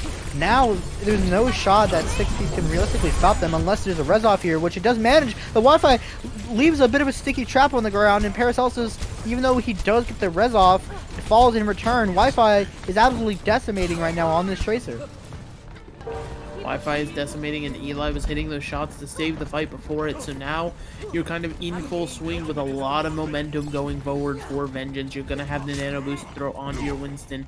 You're coming super close to your Dragon Strike, which can create so much space, and of course the Rally Armor never hurt nobody. I think it's going to be on Guitar here to be the clutch hero.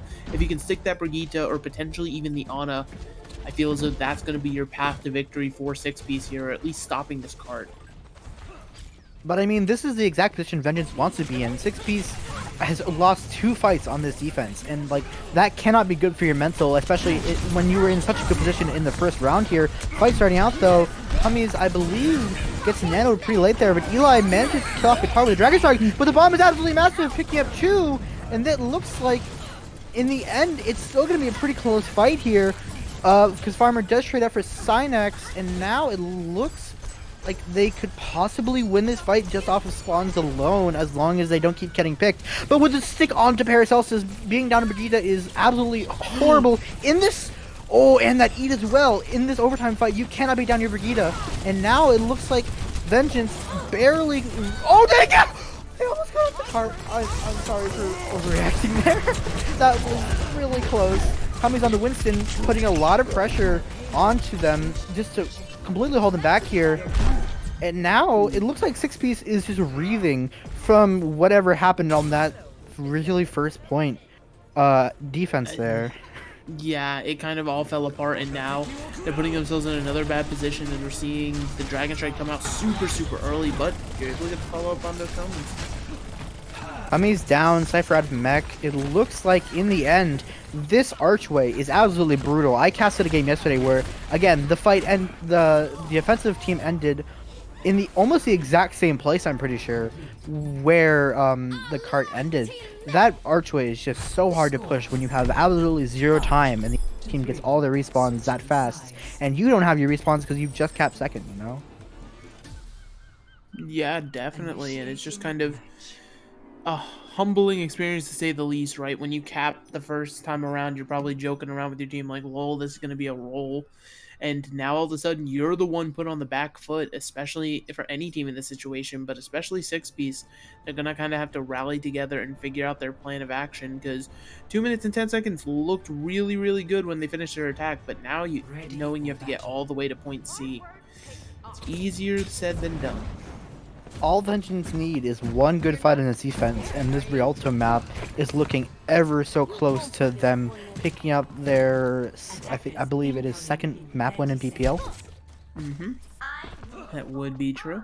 And obviously, you have something to enjoy whenever you get that second map win. You get to officially say you're better than what was the name of the team? Super Bald. So that's what you get to look forward to when you get your second map win in BPL. So make sure you stay fighting, because we're just looking at Brig with her cat. That's always fun to see. And it seems as though Vengeance, they're playing super far back because they kind of realize they don't need the first fight. They're not trying to stall for time. They're looking for their fight, which is kind of, as you highlighted, the exact play you need to go for. But that's not how you start it. Oh, that is not how you want to start this defense at all for the side of Vengeance. Eli getting picked that early. They have to back up fully here. There is no way you're fighting in the courtyard of Rialto first at all. That is just not happening. You have to back up so far or risk really getting more players from your side down here. Yeah, absolutely. And Sinex reminding us all why the Echo One Trick title was created, and now we're just kind of seeing slamming balls go back and forth with each other with the Discord orb. Block taking a lot of damage there, but I mean, Vengeance is already down the Diva Mech and the Tracer. Now they really can't even take a they can't even posture for a fight on this first defense here, being down so many. But it definitely seems like they're at least trying here. Farmer is very close to Transcendence, which is definitely the way they could open up this fight, but Kami's falling in return for Paul is still a pretty decent trade, all things considered. Ryu as well, falling so low in the backline. Eli and Wi-Fi are currently causing pandemonium in the backline. Not the player, but, you know, close enough. Pulse Bomb coming out, picks out Paracelsus as well. Wi-Fi has picked up the entire backline of 6-piece, and just Farmer with this Transcendence should just be a relatively clean fight win here. Dupe coming out from the side of 6-piece, not to a whole lot of value though. Ryu does manage to get the D-Mech and get Remech and get out though, so at least that is going for 6-piece right now, but not a whole lot else is. Yes, indeed. What worries me the most is Guitar using Pulse there. I thought it was the dupe Tracer that was just wasting Pulse Bomb, but Guitar just seemingly throws it on the cart, not really looking for a target at all, especially after the team is already falling around you. So now you're in final fight territory without a help. And this fight is gonna come all down to the EMP of Eli, but if Wi-Fi falls that early, I don't even think you can take a realistic EMP fight here. Eli falling so low, 30 HP on this Sombra. You need this Sombra to be alive here if you even have a chance of capping. Cypher getting D-Mech. EMP and the Minefield comes out, but Paul in return uses the Transcendence. Guitar somehow falls to the mines, but it looks like with the support ults being used to the side of 6-piece, that they should be able to at least cap first here, but Wi-Fi and Cypher picking up 2 in return, so they might be able to get this. Pulse Bomb coming out from Wi-Fi. Again, another one. Paracelsus also taking so much damage with this Discord orb on him. It looks like in the end, Vengeance barely holds first Rialto there, and that is a first map win for them in the series. Yes, indeed, and I feel as though it was kind of the game of ult counters. You had the Transcendence to counter the EMP, and then you had the Minefield before that to kind of just create space. I feel as though both teams were going back and forth with those ultimates, and unfortunately Vengeance just had more of them in the bank at that point. And it gives them the map win after what was pretty much a disaster first defense. I mean, for them to come back from that and get that map win on the board is looking very good. If you're 6-piece, you kind of got to go back to the drawing board and figure out how to beat this team. So map 2 is Hanamura, and I'm gonna query you here. What do you think that, so since 6-piece lost first map, they do get a side choice. What side do you think they pick, and what comp do you think they play on whatever side they're on?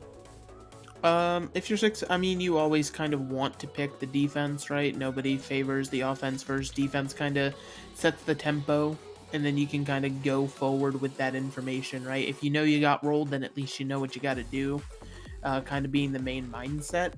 But at the same time, I feel as though there might be some value to attack as well, just kind of being able to come out guns blazing, especially if you have some niche practice strategy. Of course, it is only week 2, so you know how many niche strategies could you really have already. But either way, I don't want to count 6-piece out of this just yet, but I don't know, Vengeance, they looked like they knew the adjustments they had to make, and they made them perfectly. Vengeance definitely seemed to start slow, but as soon as they got rolling, they really got rolling there. That overtime, that overtime push was just beastly, and I really think that was the main reason why they were able to win Rialto there. Is putting so much pressure on the side of 6-piece that, hey, we have to cap in 2 minutes, just around 2 minutes at least to cap first, and then pushing to third in really what is overtime, because pushing first Rialto is already so difficult. So having less than the normal time you have is just putting so much more pressure onto the players of 6-piece there.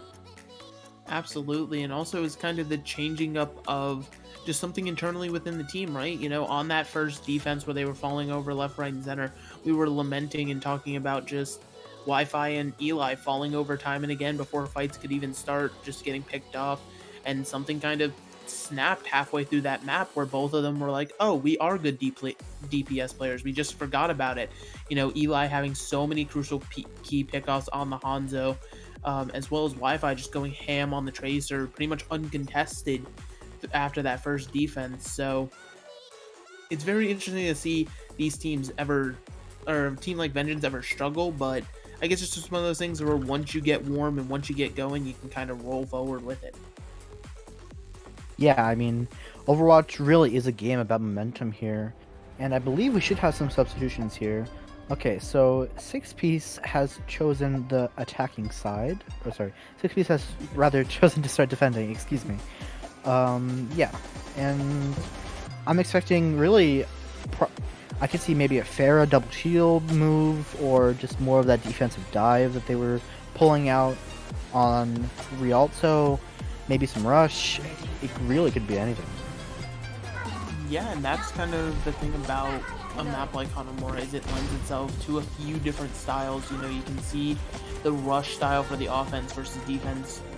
We've seen kind of weird posture dive defenses. We've also seen just kind of standard double shield stuff. You got your Sigma on a little bit of an off angle, your Orisa being an immortal tank somewhere with a Baptiste firmly positioned behind her. And as you said, we do have substitutions, of course, on the side of Vengeance. We got Joshin, and that's Dog right there coming in, right? Yeah, I've got that. Yeah. Of course, and then of course on the side of 6-piece, you have Doc coming in, as well as Canada on the off tank. Yep. So interesting to see if these subs change anything. So Vengeance coming out here on an Ash Tracer, on a Brig. Pretty standard stuff here, but from the side of 6-piece, we have a Pharah Ash defense with Orisa Diva, and that is not something you see a whole lot just because of how this map is structured. You generally... Actually, no, that's not even true. What am I saying? And yep, and there's substitutions here coming in from Vengeance. Or substitutions, excuse me, switches coming onto the ball, which definitely I feel like makes a lot of sense because of how much spam is going to come out here. You need to be able to take damage and move fast, or otherwise you're just going to get melted, jumping in the Winston. What are you going to do when they just start CCing you to death? Wi-Fi coming into the backline here. Joshin as well falling early there. Does get rezzed by Pandemonium though. A lot of pressure being put onto the front line, but with Cynics falling, I think that this should be a relatively fast risk cap, especially with Paul dying. Paul does get rezzed, but Doc dies in return of that, and now it seems like a relatively fast time coming in here for a first cap. Farmer as well just nanos to make sure, we can't really risk losing this fight very late, and now it seems like maybe with Guac getting back, they could have a chance here, but Guac can't even manage to touch.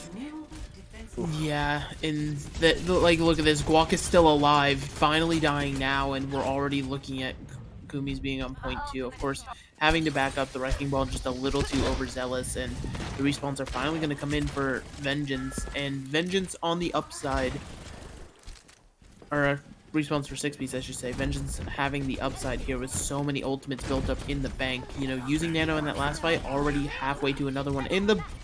Okay, I guess Wi-Fi just wanted to beat Canada. If that shield breaks, somebody could maybe die there. A lot of zoning going on to point here. Guac lays down the supercharger really early, but falls in return for it, and now Doc as well falling to the Bob, And I believe, oh, that bomb was so close to being very, very poor landing on that roof there. But it looks like, at least for the moment, with that stick on the farmer, maybe not. Cynex on this Tracer is doing a lot there. Even, like, just like 20 seconds after, maybe he gets a pulse bomb and kills off farmer. And now it looks like a pretty decent position for 6P to be in on the second point defense. Yes, indeed, as we're getting the exit picks here. The Ashe coming online for Guitar, and it's kind of this interesting role swap, right? You have Guitar, who was playing the Tracer for most of the last map, now forced over to the hit scan role while Cynex is picking up the Tracer. And I feel like, you know, pulling it off pretty well so far. You're going to have the Bob online for Guitar, but of course, Josh and No Slouch on the other side's about to have his online. It's pretty much going to be the battle between those two. And ooh, Guac gets body blocked so well. That is a very interesting bad MPD. Bob coming out onto the point, destroys most of the mines at least, but Guitar on the high ground gets doinked by Joshin, and now with the wait, the Bob from Guitar went into spawn, and Guitar's Bob is popping off right now, picking up the Ashe and the ball. Doc falling to Wi-Fi's pulse bomb, and really shouldn't be a whole lot here, because just the spawn advantage from 6Piece is so prevalent on this Hanamura second point. It's so hard to cap. Yeah, that was a big anti-nade, but unfortunately no follow-up for it. I mean, Farmer's been doing everything possible on this Ana, and yeah, that truly was the battle of the Bobs, it felt like. You know, Guitar's Bob plays perfectly, Joshin's Bob not so much, just kind of in a pit near a crevice at the bottom of a lake somewhere. But at the end of the day, you're going to have to move on past that one. And 6Piece have themselves set up for a nice defensive hold here with just under 3 minutes on the clock now. Vengeance are going to have to dry fight this, just maybe try to force out some ults like the Amplification Matrix or the Diva Bomb. And meanwhile, Doc ever closer to that rally, and that's just another fight win in and of itself. Big stick coming in, picked up 3 from Cynex. That is just a free fight win right there. Talking about free fight wins from ultimates, that pulse bomb just kills half your team, and Guac gets the boop, so that means now Guac can get the minefield off that. Yes, indeed, and I have an odd feeling if we could get a replay of that Joshin was the one that was stuck, so I'm gonna fully believe that Joshin coach gunned into his team that was cowering behind the Brig shield, which, you know, it happens at the end of the day, but 6P is able to win that one. Look at that, they burnt a whole extra minute off of just a pulse bomb, and they have the rest of their ults minus Bob online. And Vengeance, they still never really got their dry fight, so now they're forced to commit. Bomb coming in from a no from me, dog. Forces out the lamp, but the rally used by Doc really should prevent them from doing a whole lot with it, because you can't push into an entire rally team.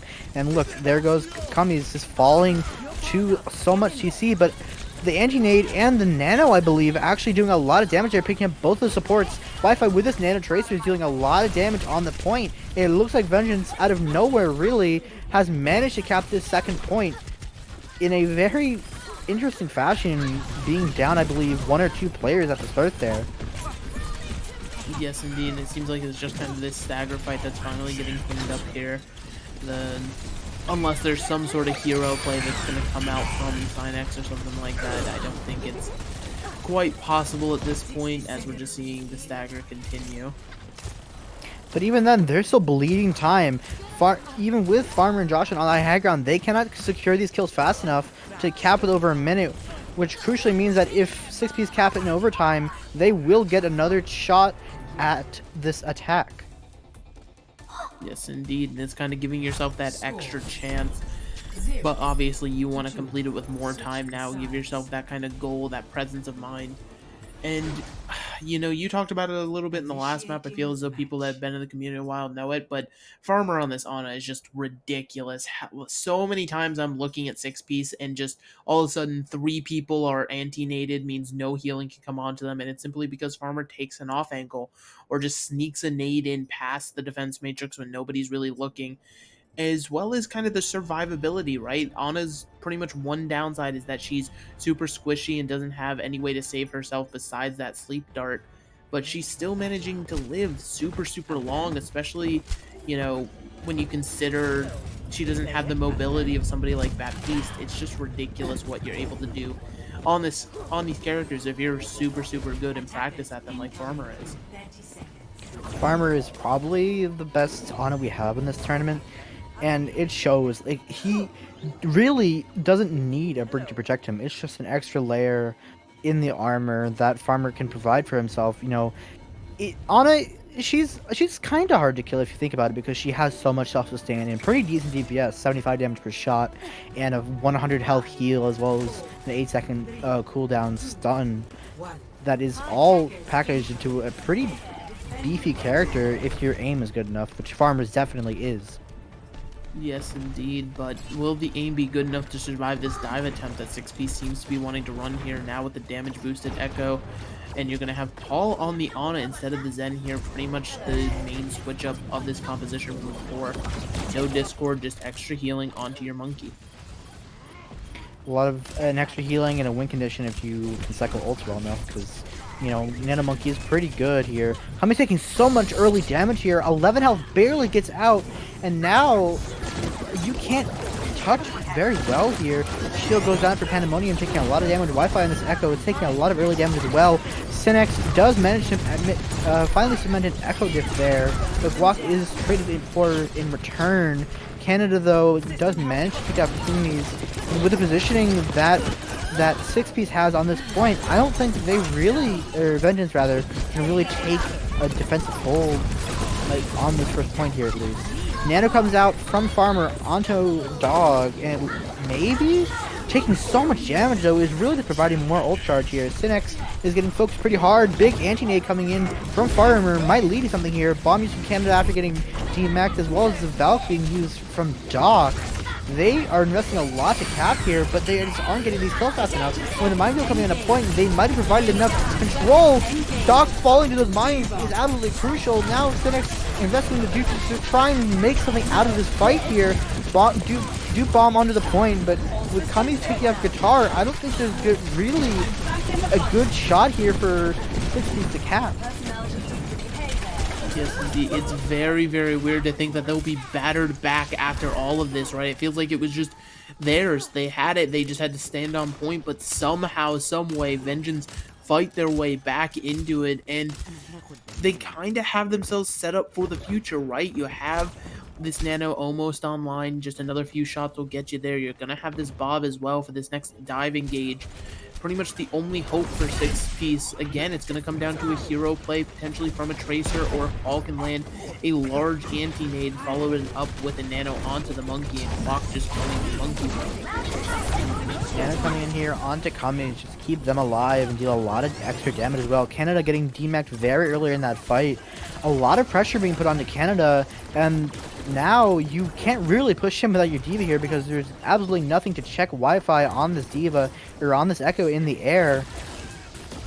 This is really just another very well played fight coming in from Vengeance, only using one ult, getting a 1 key pick, and just putting them off for another 30 seconds. Nanomonkey coming in here from Guak, though, doing a lot of cleave damage into the backline. It looks like finally they may have broken this first point hold of Vengeance.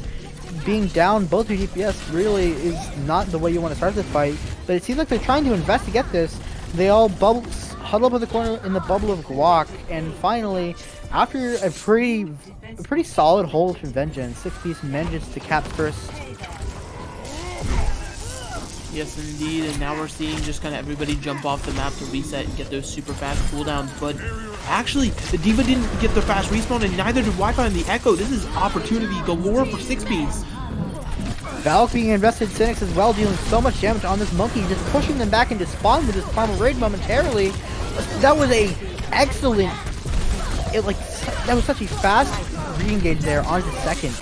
And now, they may not cap, but at least you're going to get a tick here because of the Duke coming in from Wi-Fi, quickly building up to that Primal Rage. Synex dealing a lot of damage. Joshin on the Doomfist is going to fall, but Block does fall in return. Doc's going to have to go for that Res on the Mercy onto the Winston, and does manage to succeed in doing so. This fight is so ongoing, but I think with a Nano onto Kami's, that should finally put the nail on the coffin, at least for this fight, for 6-piece. Again, I feel as though 6-piece had that in the palm of their hand, and you see the tick fade away since you didn't secure the 33%. It's just not yours. And now 6-piece, they're kind of switching up their entire strategy. It looks like they're going to a double shield with a cowboy and a torb, and this is just hard counter dive. This is, we do not want the monkey anywhere near us. We are tired of the monkey. We would like him to stop. And I mean, that's just kind of the impact a good main tank can have on your games, right? When you need a full composition switch pretty much just to counter one character, that's when you know you're already inside the enemy head. Yep, I mean, there's a lot of early damage we put in here. Those stickies deal so much damage. I think Wi-Fi was maybe at like 40% and got up to 80 off of that one sticky charge. And now Kami's in the corner, juggling the entirety of 6-piece. And that should just be another free fight win with one ult used.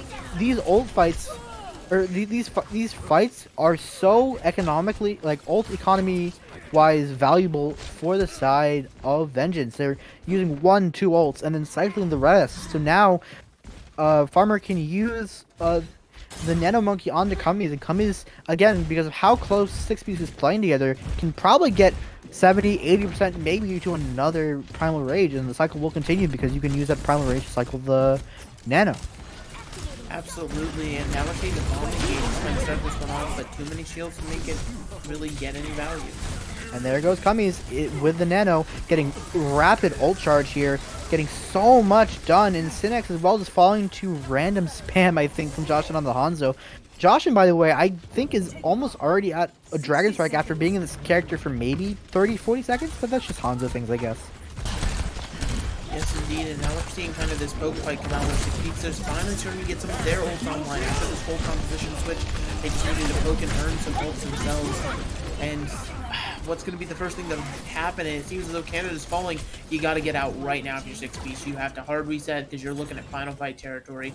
Only 35 seconds left on the clock to get in here. 6-piece have been in here for so long that I think it's maybe been around a minute, and they have just kind of walked into that first bend of the hallway, and then just they had to disengage because either from a lot of spam or from a pick.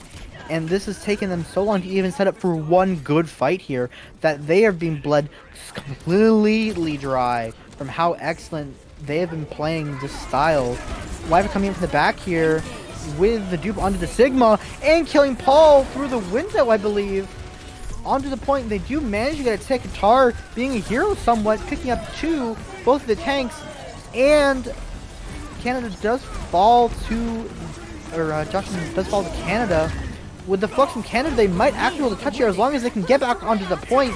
They're still taking many losses though. With a Nano into Brig, I don't think they can realistically win this, and it looks like it's a map win for the side of Vengeance, and the series one in fact. Yes, indeed. Vengeance just truly coming out on top here today. 6-piece, they had a valiant effort there at the end. Their flux was looking huge, but unfortunately, close. I mean, 2-0 doesn't really give this justice, right? I feel like I say that quite a lot, but this 2-0 was really rather close. We went all the extra rounds on Rialto, and then we were almost in extra rounds here, only 45 seconds. Yeah, I actually was that pulse. I mean, very interesting. Yeah, Josh and apologize, yeah, so I'd say sorry, so. might be. Yeah, 100% the coach gun into the team. You hate to see it. You hate to see it. Yeah, I wanted to say, I've been loving the Eli copy pastas in chat during this match. Twitch chat, you guys are awesome, I love you. But, you know, one thing I forgot to mention during the intro is that not only was this the battle of B-League graduates, we also had, I guess, the battle of fast food during this match. And I guess, you know, burgers are just a better fast food. Would you agree? That's debatable, I'll say. I don't know. I feel like we really shouldn't be getting to the conversation of the battle of fast food, you know, especially after that match. We should be coming up to some interviews shortly, but Jimmy, what did you think about the comeback that Vengeance made on Rialto there? Did you have any? Did you notice anything that we didn't? for chance? I mean, I was just really impressed with how flexible they seemed. Even on Hanamura, like on both maps, they were running a lot of different comms, a lot of different heroes, a lot of different compositions, and they just look really flexible, really good. So I think this should be a really good win for them. They should feel good after this. I mean, they finally earned a win now after last week was so close for them. And you know, 6Ps, they're 0-2 now maybe, but I think they should not feel too bad about this. They had a really close match here against a team that a lot of people rate really highly in the season. So, and you know, it's Swiss system in BPL here in A-League, so that means that next week they will go up against another team that is 0-2. So technically, it should be an easier matchup for them, depending on who they get. So I think if they maybe just look at the game a little bit more, look at some VODs maybe, I think they can figure it out, and they definitely have the potential to be a top team here. Taking a peek into the interview room, we do have the entirety of Vengeance coming into this voice channel momentarily, I assume. Maybe not like 8 people, but it could happen. It seems like Solomon is currently betting on who we actually get to speak to, so we'll see who gets dragged in here. I do see we get some people in here. We have the real Eli. We have Wi-Fi.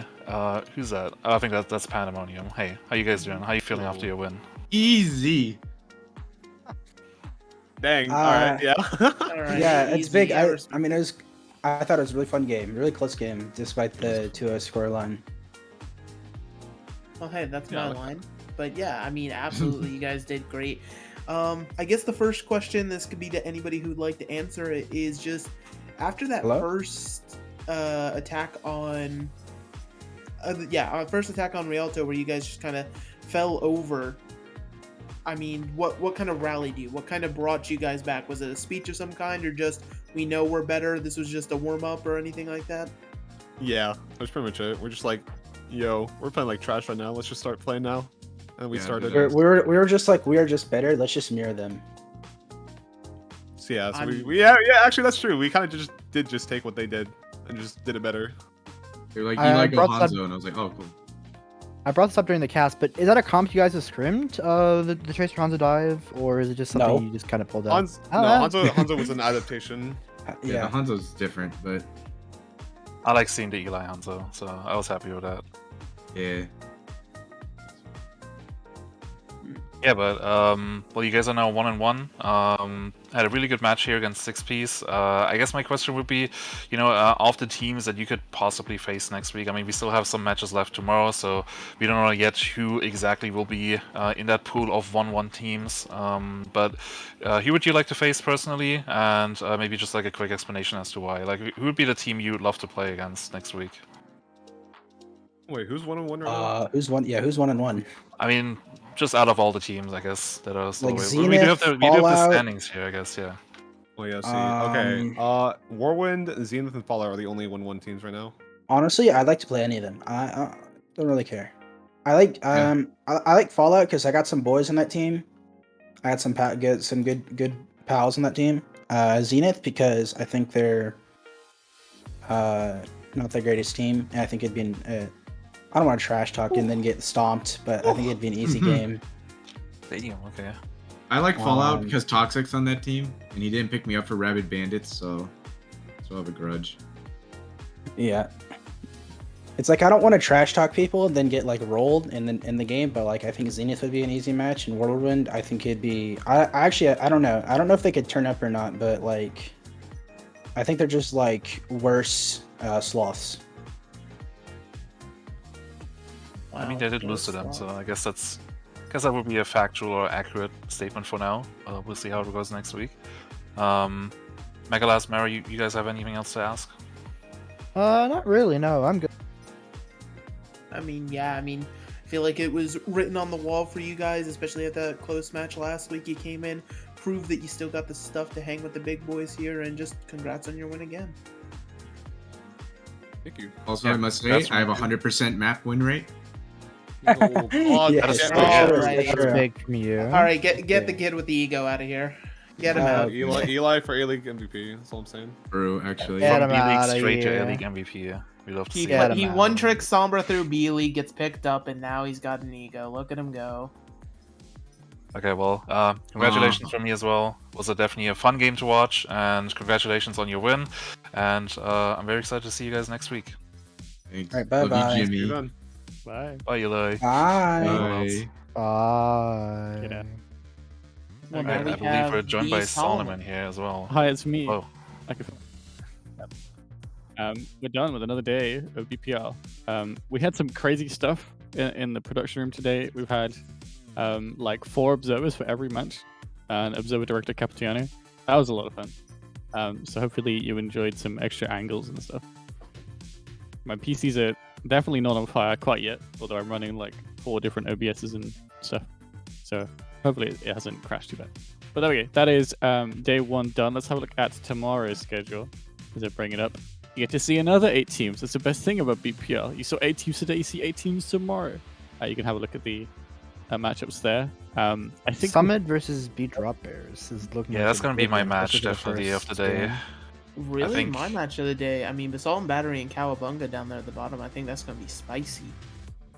Maybe. So the top, apart from the last one, the first 3 games are all teams who are 1-0 right now.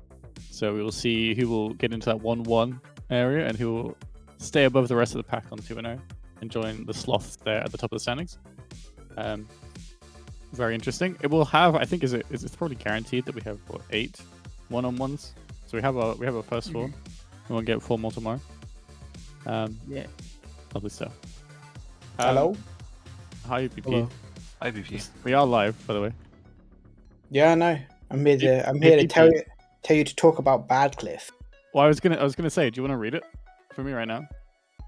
Read what? Link it to me. Where's the Here you go. read? You have to Here you have go. to read how much you love it. Of course. Hi That's the only thing guys, you're reading. Badcliff is a proud sponsor of BPL and late night Taco Bell runs.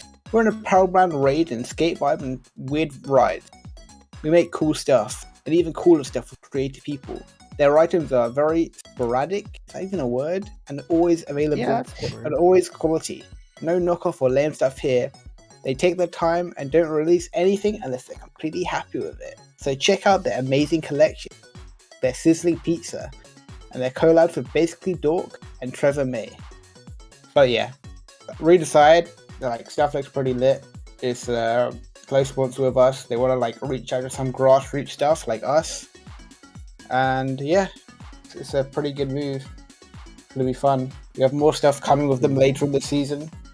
So check out their website at Badcliff. Badcliff.com. I love their website. It's great. At Badcliff brand. Get some good on drip there socials for as sure. well. Go tweet them, like the Gen a gift. taco or something. gift. I don't know. Get their interactions up, and then they'll pay us more, and maybe they'll give like some of our casters some of the merch. Who knows? Ooh, I didn't even consider that one. Wait a second. Now Oh, I'm you've got to make it interested. worth it for them. So go follow them on that's Twitter at Badcliff Brand. Go look at the website. Go have a look at the stuff. Get some interaction, so then maybe they'll, that's how business works. And as always, That is- we have our other sponsor, ExpressVPN. ExpressVPN.com/BPL. You're just a That's shill today, fair. aren't you? I love it. Right. I'll have some automated shilling We're selling maybe out here at tomorrow or BPL. next week, so don't worry about it. But yes, that is the end of A-League Week 2, Day 1. Tomorrow we have Week 2, Day 2. 8 more teams. Thank you everyone, especially the production staff who are behind this today. We've had people working super hard, like a few hours before the stream until now. It's been like a long day for a lot of them. Big thanks to Cap, Mark, Worst we had all day, Freya, Pirate Spy, Vic. BP. I probably forgotten like one person, BP, and all our casters and hosts for today. It's been a lot of fun. We'll see you tomorrow. Production just keeps us together, support them. We do it. It's No, great. don't. Oh. They'll unionize against me. Also, Wait a thanks to second. Sangirl for the big 50 sub bump Yes. earlier. Yes, thanks for the. I think it was 30 subs, but thank you. Saying Oh, 30, yeah. It means a lot.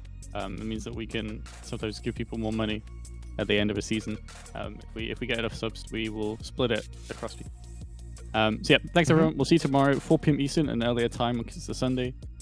For some reason, even though it kind of makes scheduling harder, but we'll see. See you tomorrow, 4 p.m. Eastern, and I'll play you out with some of the best moments from today. Good night, everybody. Bye. Bye.